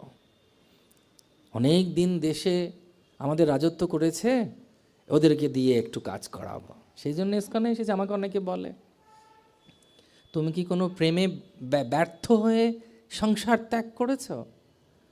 বললাম না, ওসবের দিকে যাইনি, বেঁচে গেছি। অনেকে প্রশ্ন করে, কেন আপনি সংসার ছাড়লেন?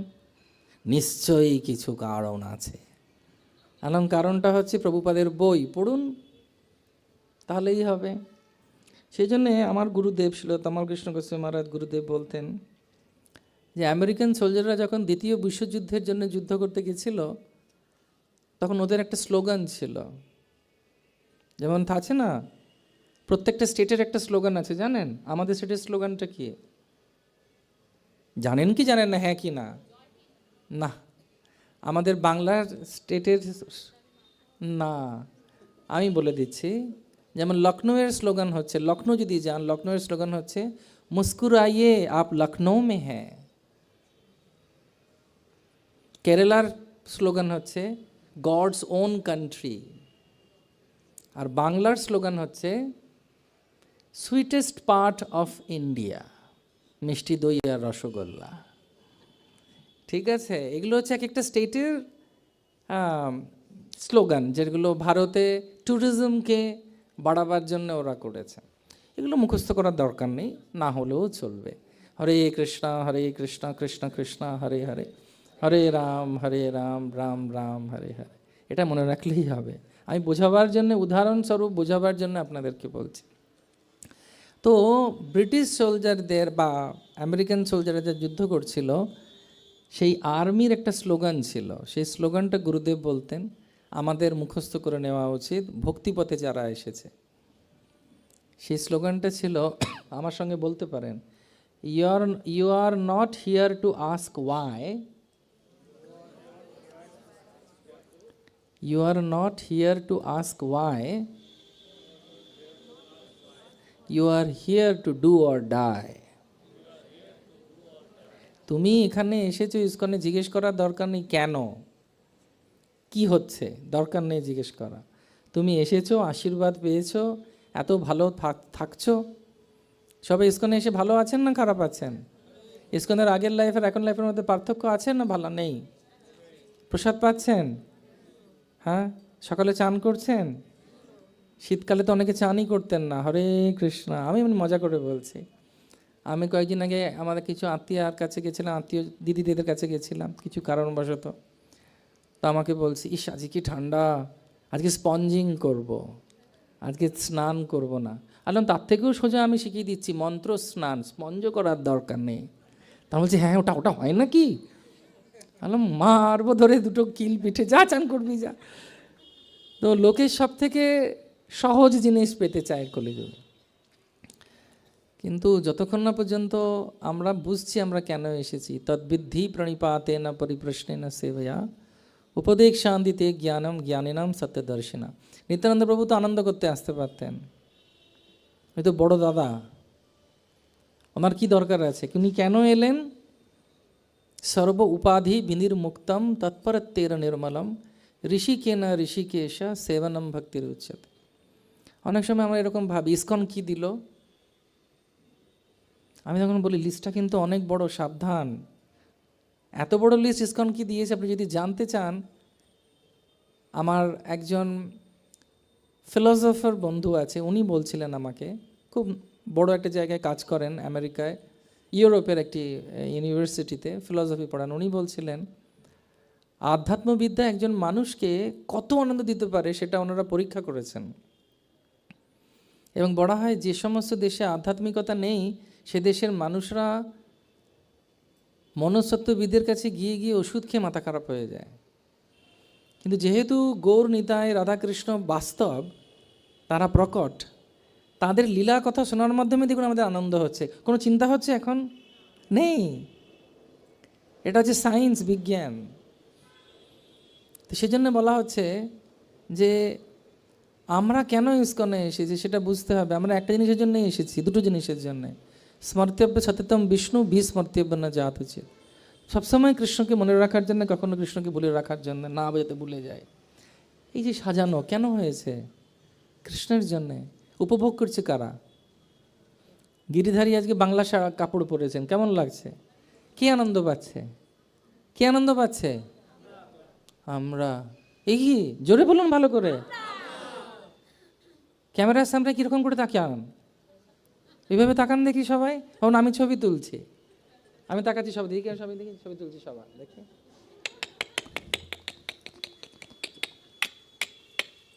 ওইভাবে তাকাতে হবে। হ্যাঁ, ওই যে না হাসতে হবে।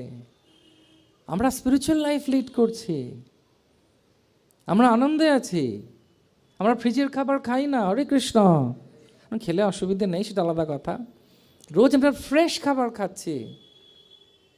আমরা জানি ঠিক 8টায় পৌঁছালেই মহাপ্রসাদে গোবিন্দে হবে, মন্দিরে বাস, কুপন কাটো আর বাস যা। আর কুপন অনেক সময় আগে থেকে বলে দিলে কোনো অসুবিধে নেই। সেই জন্য ইসকন কী দিয়েছে যদি চিন্তা করা হয়, লিস্ট অনেক বড়। তাহলে কেন ছাদে বসে আছেন শুক্রবার দিন বিকেলে? কিছু তো হয়েছে না? কোথাও একটা পীড়িত জেগেছে। পীড়িত মানে ভালোবাসা জেগেছে। যে পীড়িতের জন্য আমরা এসেছি এখানে। যে পীড়িতটা কি? পীড়িতটা হচ্ছে কৃষ্ণ পীড়িত, কৃষ্ণের পীড়িত জেগেছে, গৌরনিতায়ের পীড়িত জেগেছে। লিস্ট অনেক বড় প্রভুপাদ যা দিয়েছেন আমাদের, কিন্তু আমরা অনেক সময় অকৃতজ্ঞ হয়ে যাই। সেজন্য আমাদেরকে নিত্যানন্দ প্রভু শেখাচ্ছেন। কি শেখাচ্ছেন? তিনি বলছেন কেন অবতারের জন্য, কেন তিনি অবতার হয়েছেন। তিনি অবতার হয়েছেন একটাই কারণ করার জন্যে, না চৈতন্যেরও কাম। শ্রী চৈতন্য সেই কৃষ্ণ নিত্যানন্দ রাম, নিত্যানন্দ পূর্ণ করে চৈতন্যেরও কাম। তো যারা যারা নিত্যানন্দ প্রভুকে ভালোবাসতে চান, মহাপ্রভুকে আনন্দ দান করতে হবে, অর্থাৎ মিশনের জন্য কিছু করতে হবে। গৌরাঙ্গ মহাপ্রভুর মিশনের জন্য নিজেকে করতে হবে, তাহলে নিত্যানন্দ প্রভুর কৃপা পাওয়া যাবে। অনেক সময় অনেকে চিন্তা করে, আরেকজনের সঙ্গে তুলনা করে। আমাদের না একটা জিনিস বুঝতে হবে, আমাদের কারুর সঙ্গে তুলনা করলে হবে না। নিজেকে সঙ্গে তুলনা করতে হবে, আমি 10 বছর আগে কী ছিলাম আর এখন আমি কি হয়েছি বা কতটা ভালো হয়েছি। সেই তখন বুঝতে পারবো যে আমার 10 বছর আগের আমি আর আজকের 2025-এর আমি মধ্যে পার্থক্য কতটা হয়েছে। অনেকে বলে আগে কি বোকা ছিলাম, তার মানে এখন চালাক হয়েছেন, ভালো তো, দ্যাটস গুড। তো সেই জন্যে আমাদের সবসময় বুঝতে হবে। আর গুরুদেব একটা কথা বলতেন, আমার খুব মনে আছে, আমি সবসময় বলি ভক্তদের, আপনি ইসকন থেকে কী পাবেন সেটা দেখবেন না, আপনি কি ইসকনের জন্য করতে পারেন সেটা দেখুন, সেটা হচ্ছে বড় কথা। আর যখনই আপনি ইসকনের জন্য কিছু করেন, ইসকন মানে কি, ইসকন হচ্ছেন কৃষ্ণ গিরিধারী, ভাগবত। আজকে গিরিধারী দাঁড়িয়ে আছেন এখানে, আশীর্বাদ দিচ্ছেন, এই পুরো পাড়া থেকে আরম্ভ করে সবার উপরে মঙ্গল বর্ষণ করছেন। তারা গান শুনছে, কীর্তন শুনছে, তারা নিশ্চয়ই কিছু স্বীকৃতি করেছে আগের জন্মে, তাহলে কৃষ্ণের প্রতিবেশী হয়েছে কেমন করে। কিন্তু কেউ যদি সেটা ভালো করে বুঝতে পারে, আজকে আপনারা অনেকে মালা বানাতে আসছেন, আপনারা অনেকে প্রসাদ বিতরণ করতে আসছেন, আপনারা অনেকে সাজাতে আসছেন, আর কেউ ফুল সাজাতে আসছেন, কেউ কৃষ্ণের জন্য রান্না করে আনছেন, কেউ কিছু দান করছেন, তাতে লাভ কার হচ্ছে, কার লাভ হচ্ছে? আমি শুনতে পাচ্ছি না, কার? শিওর আমরা তো পাচ্ছি না, সেই জিনিসটা বুঝতে হবে। আমার সঙ্গে সঙ্গে বলুন, সর্ব উপাধি বিনির্মুক্তম তৎপরত্বের নির্মলম ঋষিকেনা ঋষিকেশ সেবনম ভক্তির উচ্চতে। আমাদের যত রকম উপাধি আছে সেই উপাধিগুলোকে ত্যাগ করে যখন আমরা সম্পূর্ণরূপে নির্মল হই, তখন আমরা ঋষিকেশ অর্থাৎ ইন্দ্রিয়ের যে স্বামী অর্থাৎ ভগবান নারায়ণের সেবা করার জন্য তৈরি হয়। এবং সেই জন্য বলা হচ্ছে যে এইভাবে যখন আমরা ভগবানের গৌরাঙ্গ মহাপ্রভুর সেবা করার জন্য আসি, নিত্যানন্দ প্রভুর চরণ আশ্রয় করি, নিত্যানন্দ প্রভুর চরণ আশ্রয়ের একটাই উদ্দেশ্য, সেটা হচ্ছে কি না, আমরা মহাপ্রভুকে আনন্দ দান করতে পারো। সবাই বুঝতে পেরেছেন? সবাই বলেন গৌরাঙ্গ নিত্যানন্দ। মন দিয়ে শুনুন, নিত্যানন্দ প্রভুর কথা বলছি আমরা। নিত্যানন্দ মহিমা সিন্ধু অনন্ত অপার, এক কণা স্পর্শী মাত্র সে কৃপা তাহার।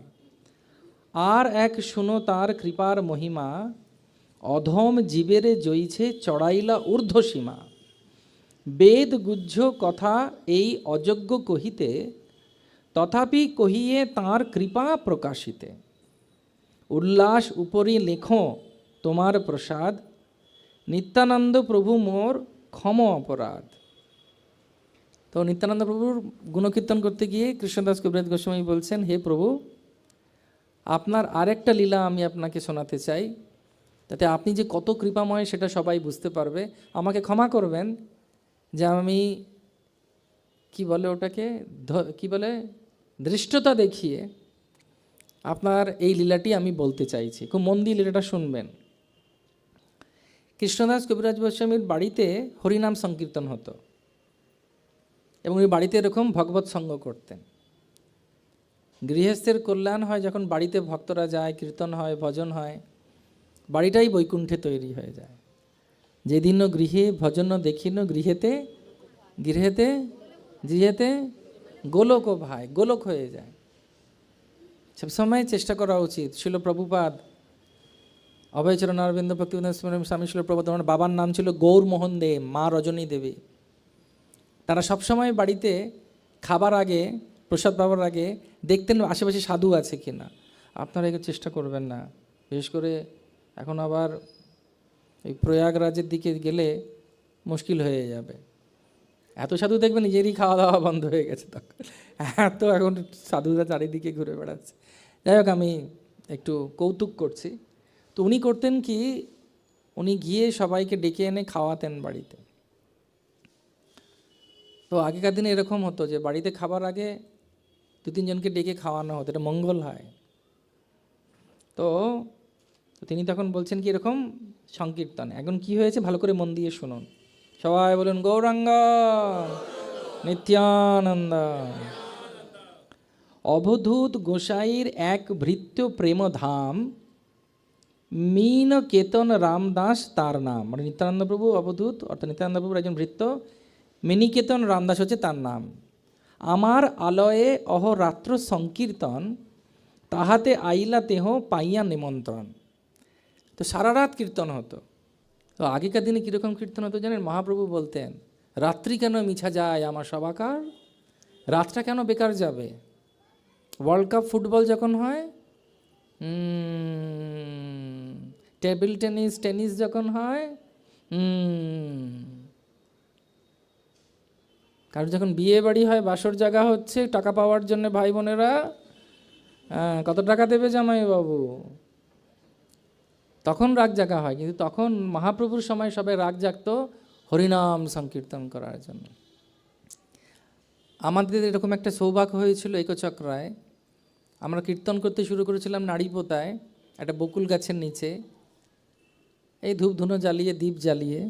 হঠাৎ সন্ধ্যে 7:30টায় চালু করেছি, মন্দিরের ভক্তরা এসেছে, বলছে আপনারা ফিরবেন না, রাত্রি 10:30 হয়ে গেছে, কারোর খেয়াল নেই কতক্ষণ কীর্তন হয়েছে।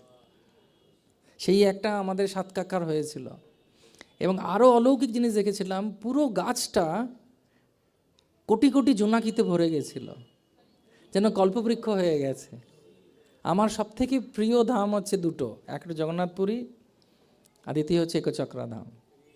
অন্য ধামেরা চরণে নমস্কার, কিন্তু ওনারাও প্রকট, কারণ গৌরনিতায়ের এই ধামে সবাই প্রকট।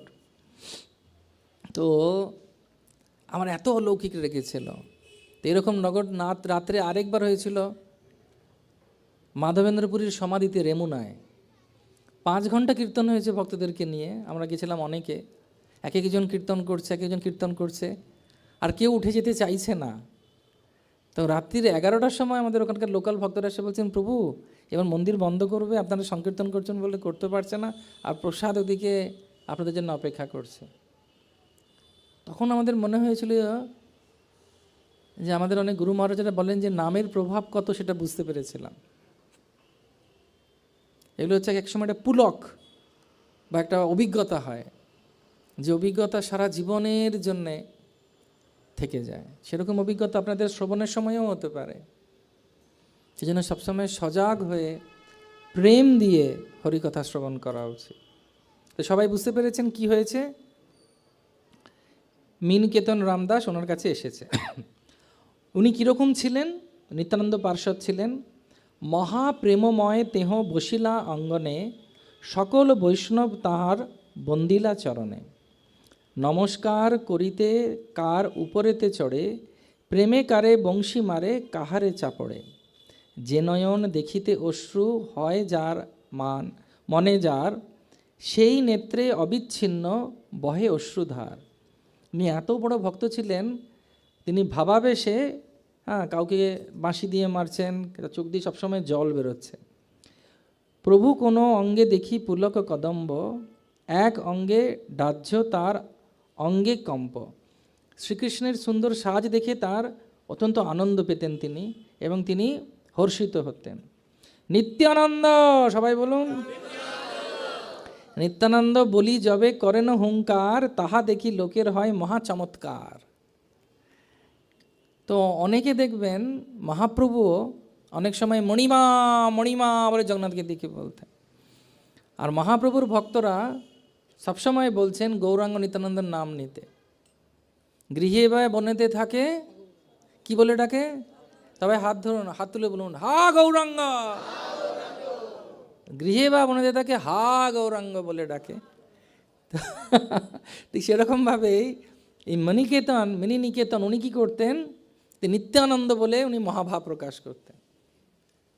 তখন প্রকট অপ্রকট হয়েছেন, কিন্তু উনি এত বড় ভক্ত ছিলেন, নিত্যানন্দ বাবুর নাম নিয়ে উনি মানে বাহ্য জ্ঞান হারিয়ে যেত।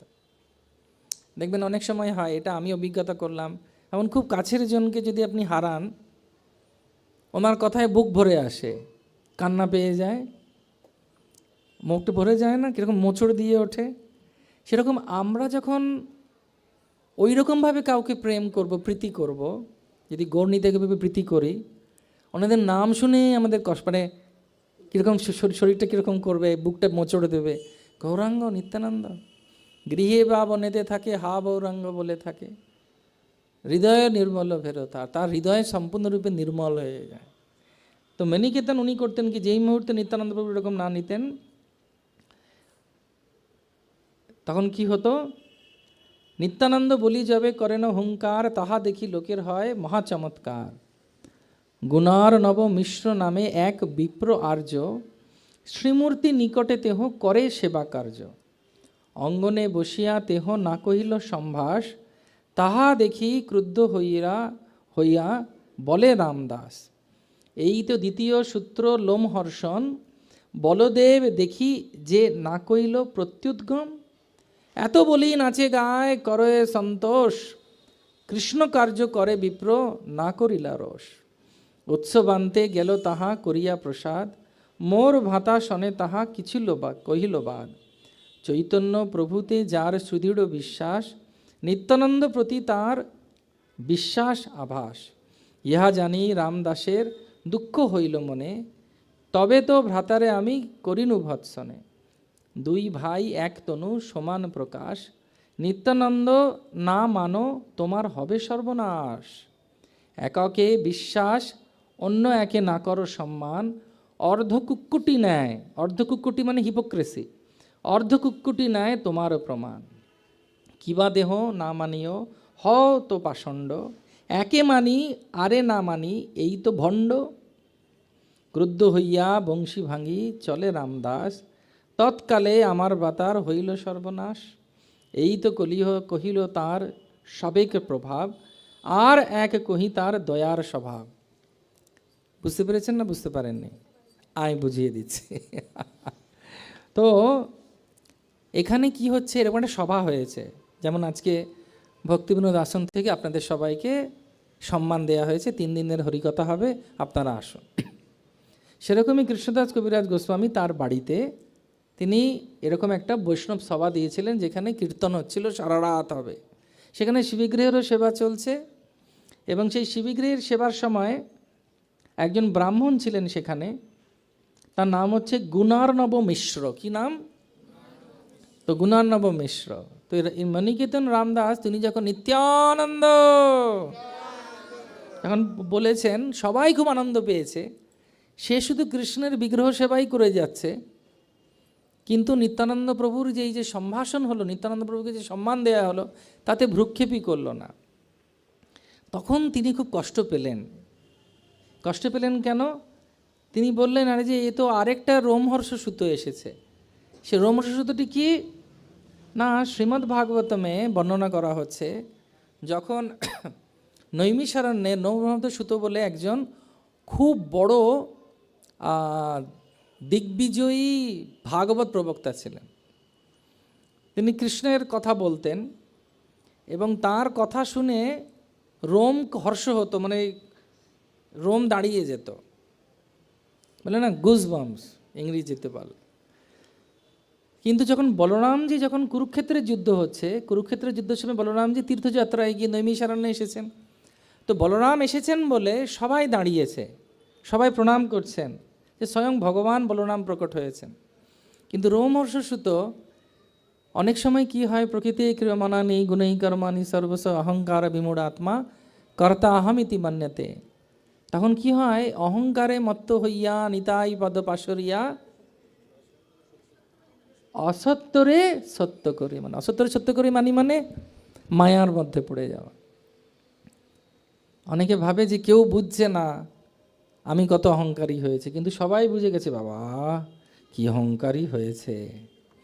তো তিনি যেহেতু অনেক নাম করতেন, অনেক হরিকথা বলতেন, খুব ভালোভাবে সুন্দরভাবে বলতেন, সেই কারণ হেতু ওনার মনে গর্ব হয়েছিল যে আমার মতো কেউ বলতে পারে না। তো স্বয়ং বলরাম এসেছেন, উনি উঠে দাঁড়ালেন না। নিয়ম হচ্ছে, যদি আমার থেকেও কেউ উন্নত মানের ভক্ত আসে, হয় তার আদেশ নিয়ে আশীর্বাদ নিয়ে আবার ভাগবতে বসা, বা তৎক্ষণাৎ সেই স্থান ত্যাগ করে তাকে প্রণাম করে সেখানে আসতে বলা। আমি কি বোঝাতে পেরেছি? এটা হচ্ছে নিয়ম। আজকে আপনি বাড়িতে আছেন, হঠাৎ একজন প্রভু বা একজন কোনো নেতৃস্থানীয় বা খুব কি বলবো, বয়স্ক বা বয়স্কা কেউ একজন বাড়িতে গেলেন, আপনি আপনার পা দুলিয়েই যাচ্ছেন, এসেছেন বসুন, এটা কত বড় একটা অসাংস্কৃতিক ব্যাপার, অশিক্ষা, এটা আমাদের সংস্কার বা কুলাচার নয়। তো ঠিক সেরকম বলরাম যখন বুঝতে পারলেন যে এ কি বলবে হরি কথা, এর তো দৈন্যতাই নেই, তখন তিনি কি করলেন, একটা দুব্বা ঘাস নিয়ে ওর শুধু গলাটাকে একটু হাত দিয়ে দিলেন, উনি উদ্ধার হয়ে গেলেন। নিতাই গৌর প্রেমানন্দে। উদ্ধার হয়ে গেলেন মানে আত্মারাম খাঁচা ছাড়া হল। তখন কে করবে, তাকে কাকে বসানো হয়েছিল, সুত গোস্বামীকে বসানো, ওনার পুত্রকে। কারণ সবাই আশীর্বাদ দিয়েছিল যে তুমি হরি কথা বলতে থাকো। তখন বললো যে পুত্রে হচ্ছে পিতার অনুরূপ, সে এই পরম্পরাকে এগিয়ে নিয়ে যাবে। তো সে একই কথা বলছে। নিত্যানন্দ প্রভুর এই যে মিশ্র ব্রাহ্মণ, এও ওরকম পাত্তা দিল না নিত্যানন্দ প্রভুকে, এর ভালো হবে না, এ আরেকটা রোমহর্ষ সুত। অর্থাৎ এখানে এটা বোঝানো হচ্ছে যেটা আমরা আমাদের জীবনে পালন করা উচিত। যে কোনো নেতৃস্থানীয় গুরুবর্গীয় বা আমাদের থেকে বড় বা যার কাছ থেকে আমরা ভক্তি কথা শিখছি বা ভক্তি লাভ করছি, তাদেরকে সবসময় আমাদের সম্মান দেওয়া উচিত। কোনো অবস্থায় একজন ভক্তকে সচেতন থাকা উচিত। এখান থেকে অনেক কিছু শেখা যায়। সচেতন থাকা মানে কি জানেন? কে বলতে পারবে সচেতন থাকা মানে কি? উদাহরণ দিতে পারবেন? সচেতন মানে হচ্ছে, ভাবুন আপনি বসে আছেন চেয়ারে, একজন বয়স্কা আসছে, যে হাঁটতেই পারছে না, তখন কি করা উচিত? বাসে যেহেতু কেউ করে না, সেজন্য লিখে দেয়া হয়েছে এখানে প্রতিবন্ধী, এখানে একেবারে মায়েদের বসার জায়গা, এখানে বাচ্চাদের বসার জায়গা। কারণ ধীরে ধীরে মানুষের নিয়ম করে দিতে হচ্ছে, কারণ এই আচারগুলো এরা পালন করছে না। আর ভক্ত যে সে আরও সেন্সিটিভ হতে হবে। সেন্সিটিভ মানে আরও সংবেদনশীল হতে হবে, আরও সংবেদনশীল হতে হবে। এবং তাকে বুঝতে হবে যে যত বেশি আপনি সংবেদনশীল হবেন আরেকজনের জন্যে, তত মহাপ্রভুর আপনি একজন নিজজন হবে, যার মাধ্যমে মহাপ্রভু আপনাকে দিয়ে অনেক কিছু করাবে। সেই জন্য আমাদেরকে, একবার আমার গুরু মহারাজের সেবা করছিলাম, গুরুদেবের, তো একজন ভক্ত কড়া পাকের নলেন গুড়ের সন্দেশ দিয়েছে, তো উনি খেয়েছেন, তারপরে বলছেন তুমি বাঙালি হতে পারবে না। তখন বলছেন যে কেন? বলছে গুড়ের সন্দেশের, কড়া পাকের সন্দেশের পরে জল দিতে হয়, তুমি জলটা দাওনি আমাকে। হরে কৃষ্ণ। সংবেদনশীল হতে হবে। তো আমরা যদি সেন্সিটিভ না হই, রূপ গোস্বামী বলছেন attention to detail is a sign of love. যাকে আমরা ভালোবাসবো যত পুঙ্খানুপুঙ্খভাবে আমরা সেবা করতে পারবো। দেখবেন একটা গান আছে, রাধা কৃষ্ণ প্রাণ মোরা যুগল কিশোর, গাও গানটি খুব সুন্দরভাবে পুঙ্খানুপুঙ্খভাবে সাজানো হয়েছে। চুয়া, চন্দনের গন্ধ, মালতীমালা, পান দেয়া হচ্ছে, চামর বোলানো হচ্ছে, ঝোলনাটাকে ঝোলানো হচ্ছে। ওর কারুর বাড়িতে গেছেন, কেউ পাত্তাই দিল না, বলে ওখানে খাওয়ার আছে খেয়ে নিও। আপনার ভালো লাগবে সেখানে যেতে? না। তো সব কিছু খুব পরিপক্কভাবে সুন্দরভাবে যখন হয়, তখন কত সুন্দর লাগে। যখন আমাদের যাত্রা হয়, হ্যাঁ, যাত্রার মধ্যে বাসের মধ্যে আলোচনা হচ্ছে, কীর্তন হচ্ছে, ভজন হচ্ছে, সমুদ্রের ধারে, কুণ্ডের ধারে আলোচনা হচ্ছে, নদীর ধারে আলোচনা হচ্ছে, মৃদঙ্গ বাজছে, করতাল বাজছে, এই সব কিছু নিয়ে যখন খুব সুন্দরভাবে সব কিছু চলে, সেটা হচ্ছে ডিটেল সেবা। সেটাকে বলা হয় পুঙ্খানুপুঙ্খভাবে নজর রাখা। আমরাও ওই রকম ভগবত ভক্তিতে আমরা যখন খুব নিষ্ঠাবান হব, বা আমরা যখন খুব দৃঢ়তার সঙ্গে ভগবত ভক্তি করব, তখন এই সূক্ষ্মাতিসূক্ষ্ম জিনিসগুলো, খুব সূক্ষ্মাতিসূক্ষ্ম জিনিসগুলো আছে, সেগুলো আমাদের চোখে পড়বে। কিন্তু যদি আমরা ব্লান্ট হই, ব্লান্টের বাংলা, হ্যাঁ না, ব্লাইন্ড নয়, ব্লান্ড, ভোঁতা হই, ছোঁচা মুখ ভোঁতা হয়, যদি ভোঁতা হয় বুঝতেই পারবে না। তো সেই জন্যে বলা হচ্ছে যে আমাদের ডিটেলে যেতে হবে, সংবেদনশীল হতে হবে, এবং সবথেকে বেশি যেটা দরকার সেটা হচ্ছে যে যত বেশি আমরা সংবেদনশীল হব তত বেশি আমরা ভক্তিতে আশীর্বাদ পেতে পারব। তো এই লীলা হবার পর কৃষ্ণদাস কবিরাজ গোস্বামী বলছেন যে আমি আরেকটা আপনার লীলা আপনাকে শোনাতে চাইছি। তখন তিনি কি বলছেন না, ওনার যে ভাই এই মিশ্র প্রভু আর একজন যে ভাই, তাকেও তিনি বললেন যে তুমি নিত্যানন্দ প্রভুকে ভালোবাসছো না গৌরাঙ্গ মহাপ্রভুকে ভালোবাসছো, তাহলে তুমি কিন্তু পুরোপুরি আশীর্বাদ পাচ্ছ না এবং তুমি কিন্তু ভণ্ডামি করছো।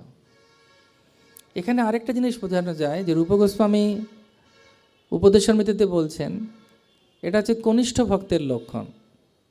3 প্রকারের ভক্ত হয়, একটা হচ্ছে উত্তম, সবাইকে সম্মান করে, আর হচ্ছে মধ্যম, মর্যাদা বুঝে সংবেদনশীল হয়ে আলোচনা করে, আর কনিষ্ঠ যে সে শুধু গুরুদেবকে চেনে আর বিগ্রহ চেনে, বাকি সব ঠেলাঠেলি। তার মধ্যে এটা তাহলে কোনোদিন উন্নতি হবে না তোমার। কৃষ্ণকে সবাইকে ভালোবাসতে হবে।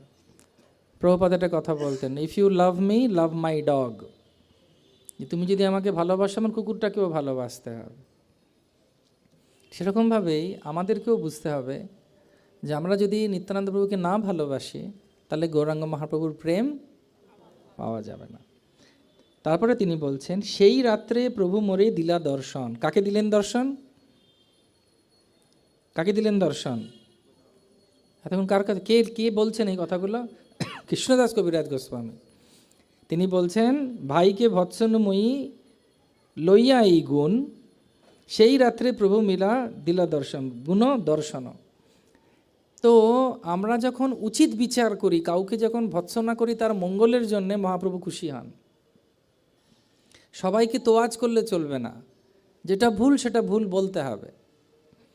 সেটাও ইনি বলছেন যে আমি যখন ভাইকে বোঝালাম এই জিনিসটা, নিত্যানন্দ প্রভু আমার উপরে খুশি হয়ে সেই রাতে, কৃষ্ণদাস কবিরাজ গোস্বামী যখন এই কথাগুলো বলছেন তিনি কিন্তু নিত্যানন্দ প্রভু মহাপ্রভু কিন্তু প্রকট নন শারীরিকভাবে, তিনি অপ্রকট হয়েছেন, তারা সবাই অপ্রকট হয়েছেন। সেই সময়কার কথা বলা হচ্ছে। এবং তিনি দর্শন দিলেন কিভাবে না, স্বপ্নে। নৈহাটে নিকটে ঝামপুট নামে গ্রাম, তাহা স্বপ্নে দেখা দিলা নিত্যানন্দ রাম। দণ্ডবত হইয়া আমি পড়িনু পায়েতে, নিজ পাদ পদ্মপ্রভু দিলা মোর মাথে। উঠো উঠো বলি মোরে বলে বারবার, উঠি তার রূপ দেখি হইনু চমৎকার। কীরকম ওনার রূপ? শ্যামর চিকন কান্তি, প্রকাণ্ড শরীর, সাক্ষাৎ কন্দর্প জয়ছে মহামল্ল বীর। সুবলিত হস্তপদ কমল লোচন, পটবস্ত্র শিরে পট্ট বস্ত্র পরিধান। সুবর্ণ কুণ্ডল কর্ণে স্বর্ণাঙ্গদবালা, পায়েতে নুপুর বাজে কণ্ঠে পুষ্পমালা। চন্দন লেপিত অঙ্গে তিলক সুঠাম, মত্ত গজ যিনি মদমন্তর পয়ান। কোটিচন্দ্র যিনি মুখ উজ্জ্বল বরণ, দ্রাম্ভিড় বীজ সম দন্তে তাম্বুল চর্বণ। মানে আপনি পান ছিবচ্ছেন। প্রেমে মত্ত অঙ্গে ডাহিনে ভামে দোলে, হরি বল। কৃষ্ণ কৃষ্ণ বলিয়া গম্ভীর বল বলে। কৃষ্ণ কৃষ্ণ, সবাই একটু দুলুন আর বলুন কৃষ্ণ কৃষ্ণ। শুধু পানটা চেবানো যাবে না, ভাত বাকি সব করা যাবে, ওটা শুধু নিত্যানন্দ প্রভুর জন্য। আরেকবার আমরা ঢুলব কৃষ্ণ কৃষ্ণ কৃষ্ণ কৃষ্ণ। এটা হচ্ছে নিত্যানন্দ প্রভুর বর্ণনা করা হচ্ছে। সবার ভালো লাগছে? রাঙা জ্যোষ্ঠী হস্তে দোলে যেন মত্ত সিংহ, চারিপাশে বেড়ি আছে চরণেরও ভৃঙ্গ। পারিষদ গণে দেখি সব গোপবেশ, কৃষ্ণ কৃষ্ণ কহে সবে সব প্রেম আবেশে।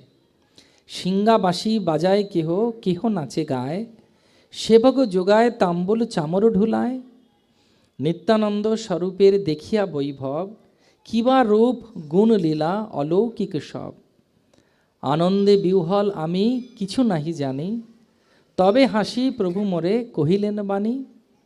আরে আরে কৃষ্ণদাস না করহ ভয়, বৃন্দাবনে যাহ তাহা সর্বলভ্য হয়।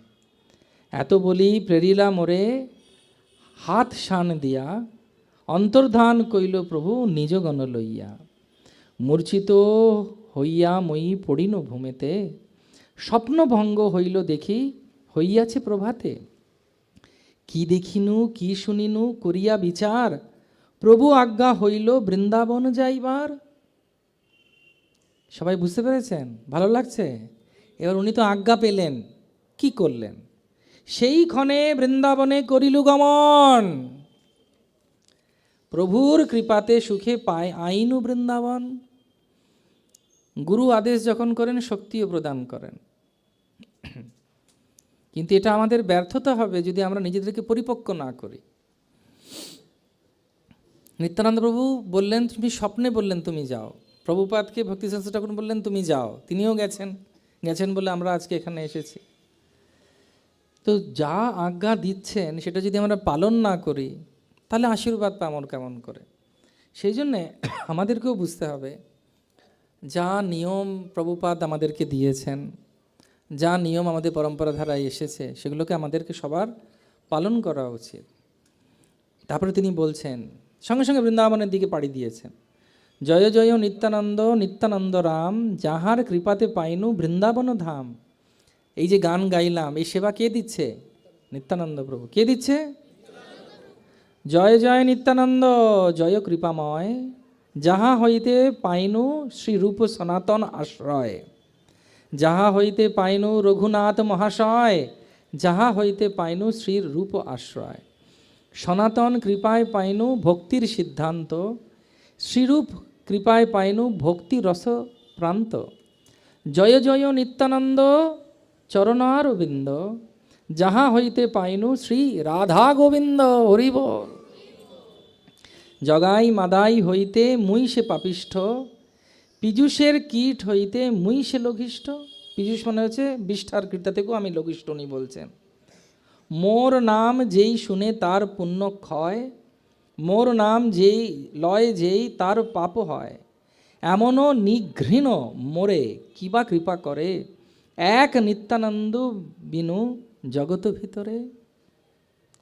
প্রেমে মত্ত নিত্যানন্দ কৃপা অবতার, উত্তম অধম কিছু না করে বিচার। যে আগে পড়য়ে তারে করয়ে নিস্তার, অতএব নিস্তারিলা মো সম দুরাচার। মো পাপিষ্ঠে আনিলেন শ্রী বৃন্দাবন, মোহেন অধমে দিলা শ্রীর রূপচরণ। শ্রীমদন গোপাল শ্রী গোবিন্দ দর্শন, কহিবার যোগ্য নহে এসব কথন। বৃন্দাবন পুরন্দর শ্রীমদন গোপাল, রাস বিলাসী সাক্ষাৎ ব্রজেন্দ্র কুমার। শ্রীরাধা ললিতা সঙ্গে রাস বিলাস, মন্থত রূপে যাহার প্রকাশ। মাধুর্যে লোকের মন করে আকর্ষণ, দুই পাশে রাধা ললিতা করেন সেবন। নিত্যানন্দ দয়া মোরে তারে দেখাইল, শ্রীরাধা মদন মোহনে প্রভু করি দিল। মো অধমে দিল শ্রী গোবিন্দ দর্শন, কহিবার কথা নহে অকথ্য কথন। বৃন্দাবনে যোগপীঠে কল্পতরু বিনে, রত্নদ্বীপ রহায় রত্ন সিংহাসনে।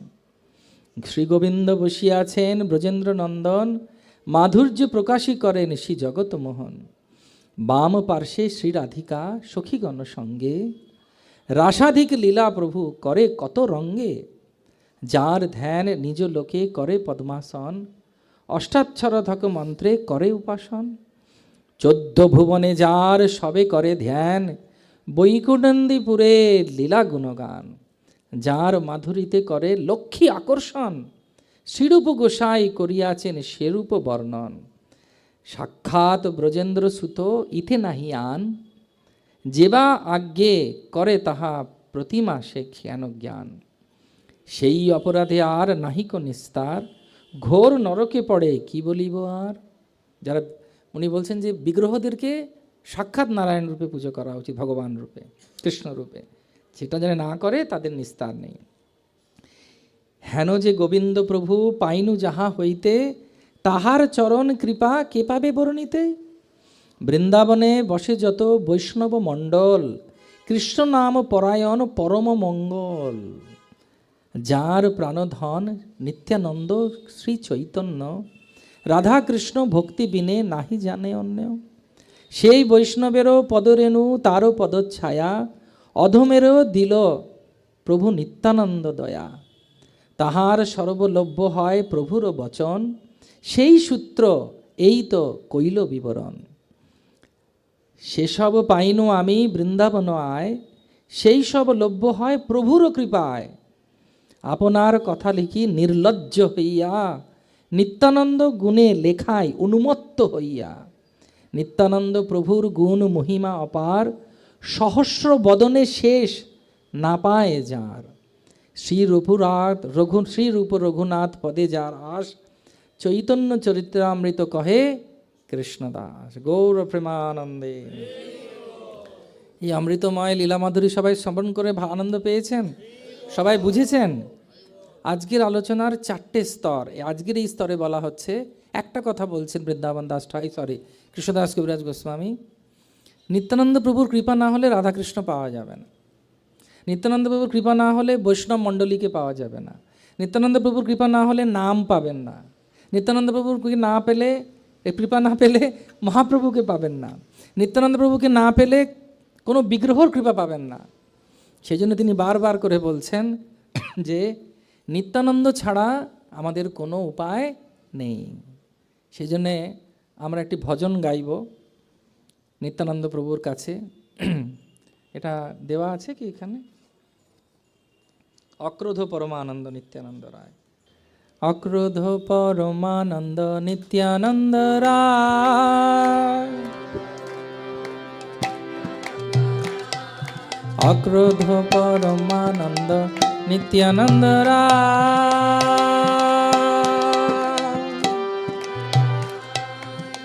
অভিমান শূন্য নিতাই নগরে বেড়ায়। জোরে। অভিমান শূন্য নিতাই নগরে বেড়ায়।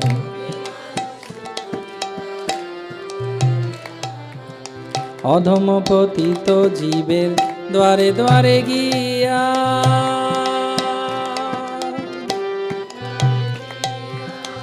অধম পতিত জীবের দ্বারে দ্বারে গিয়া।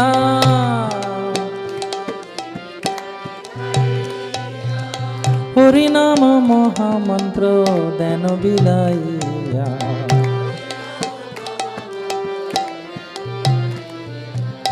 হরিনাম মহামন্ত্র দেন বিলাইয়া।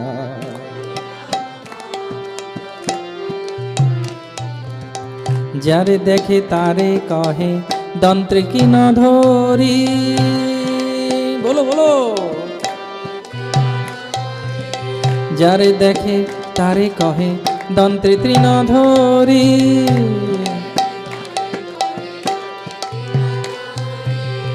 আমায় কিনিয়া লহ ভজ গৌর হরি।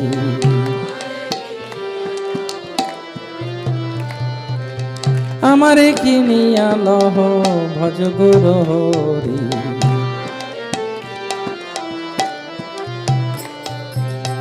এত বলি নিত্যানন্দ বোমে গড়ি যা।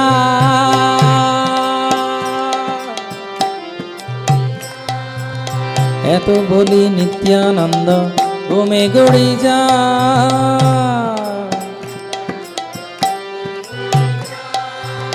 সোনার পর্বত যেন ধুলাতে লুটা।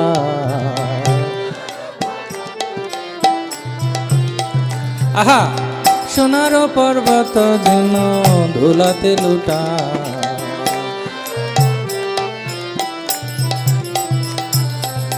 হেন অবতারে যার রতি না জন্মিল। বলো বলো। হেন অবতারে যার রতি না জন্মিল।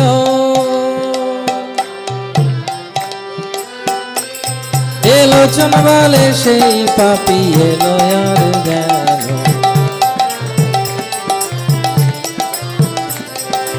এলোচন বলে সেই পাপি এলো আর গেল। এই অক্রোধ পরমানন্দ নিত্যানন্দ রায়।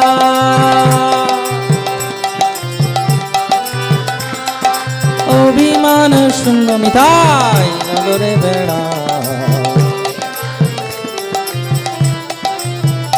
জয় নিত্যানন্দ রাম নিত্যানন্দ রাম নিত্যানন্দ রাম জয় নিত্যানন্দ রাম।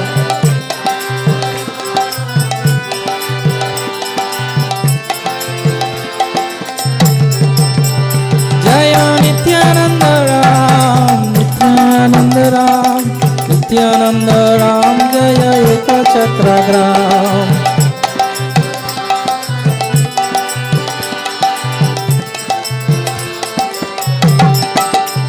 জয় পতিত পাবন গৌরনিতাই গৌরনিতাই জয় গৌরনিতাই।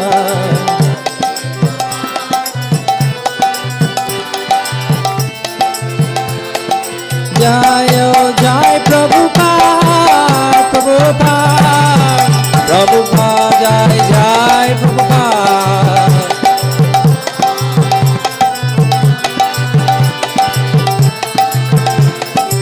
নিতাই গৌর হরি বল হরি বল হরি বল গৌর হরি বল।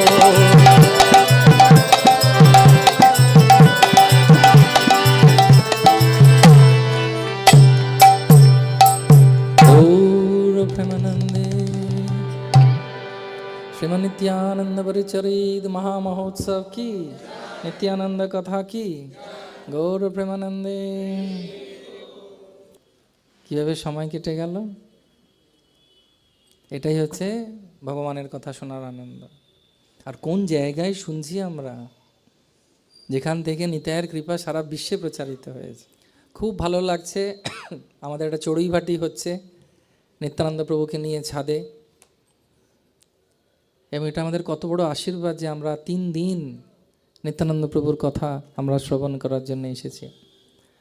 আমি সর্বান্তকরণে ভগবান নিত্যানন্দ প্রভু শ্রীমান গৌরাঙ্গ মহাপ্রভুর কাছে প্রার্থনা করি আপনাদের সুস্বাস্থ্য এবং আধ্যাত্মিক আনন্দময় জীবনের জন্যে।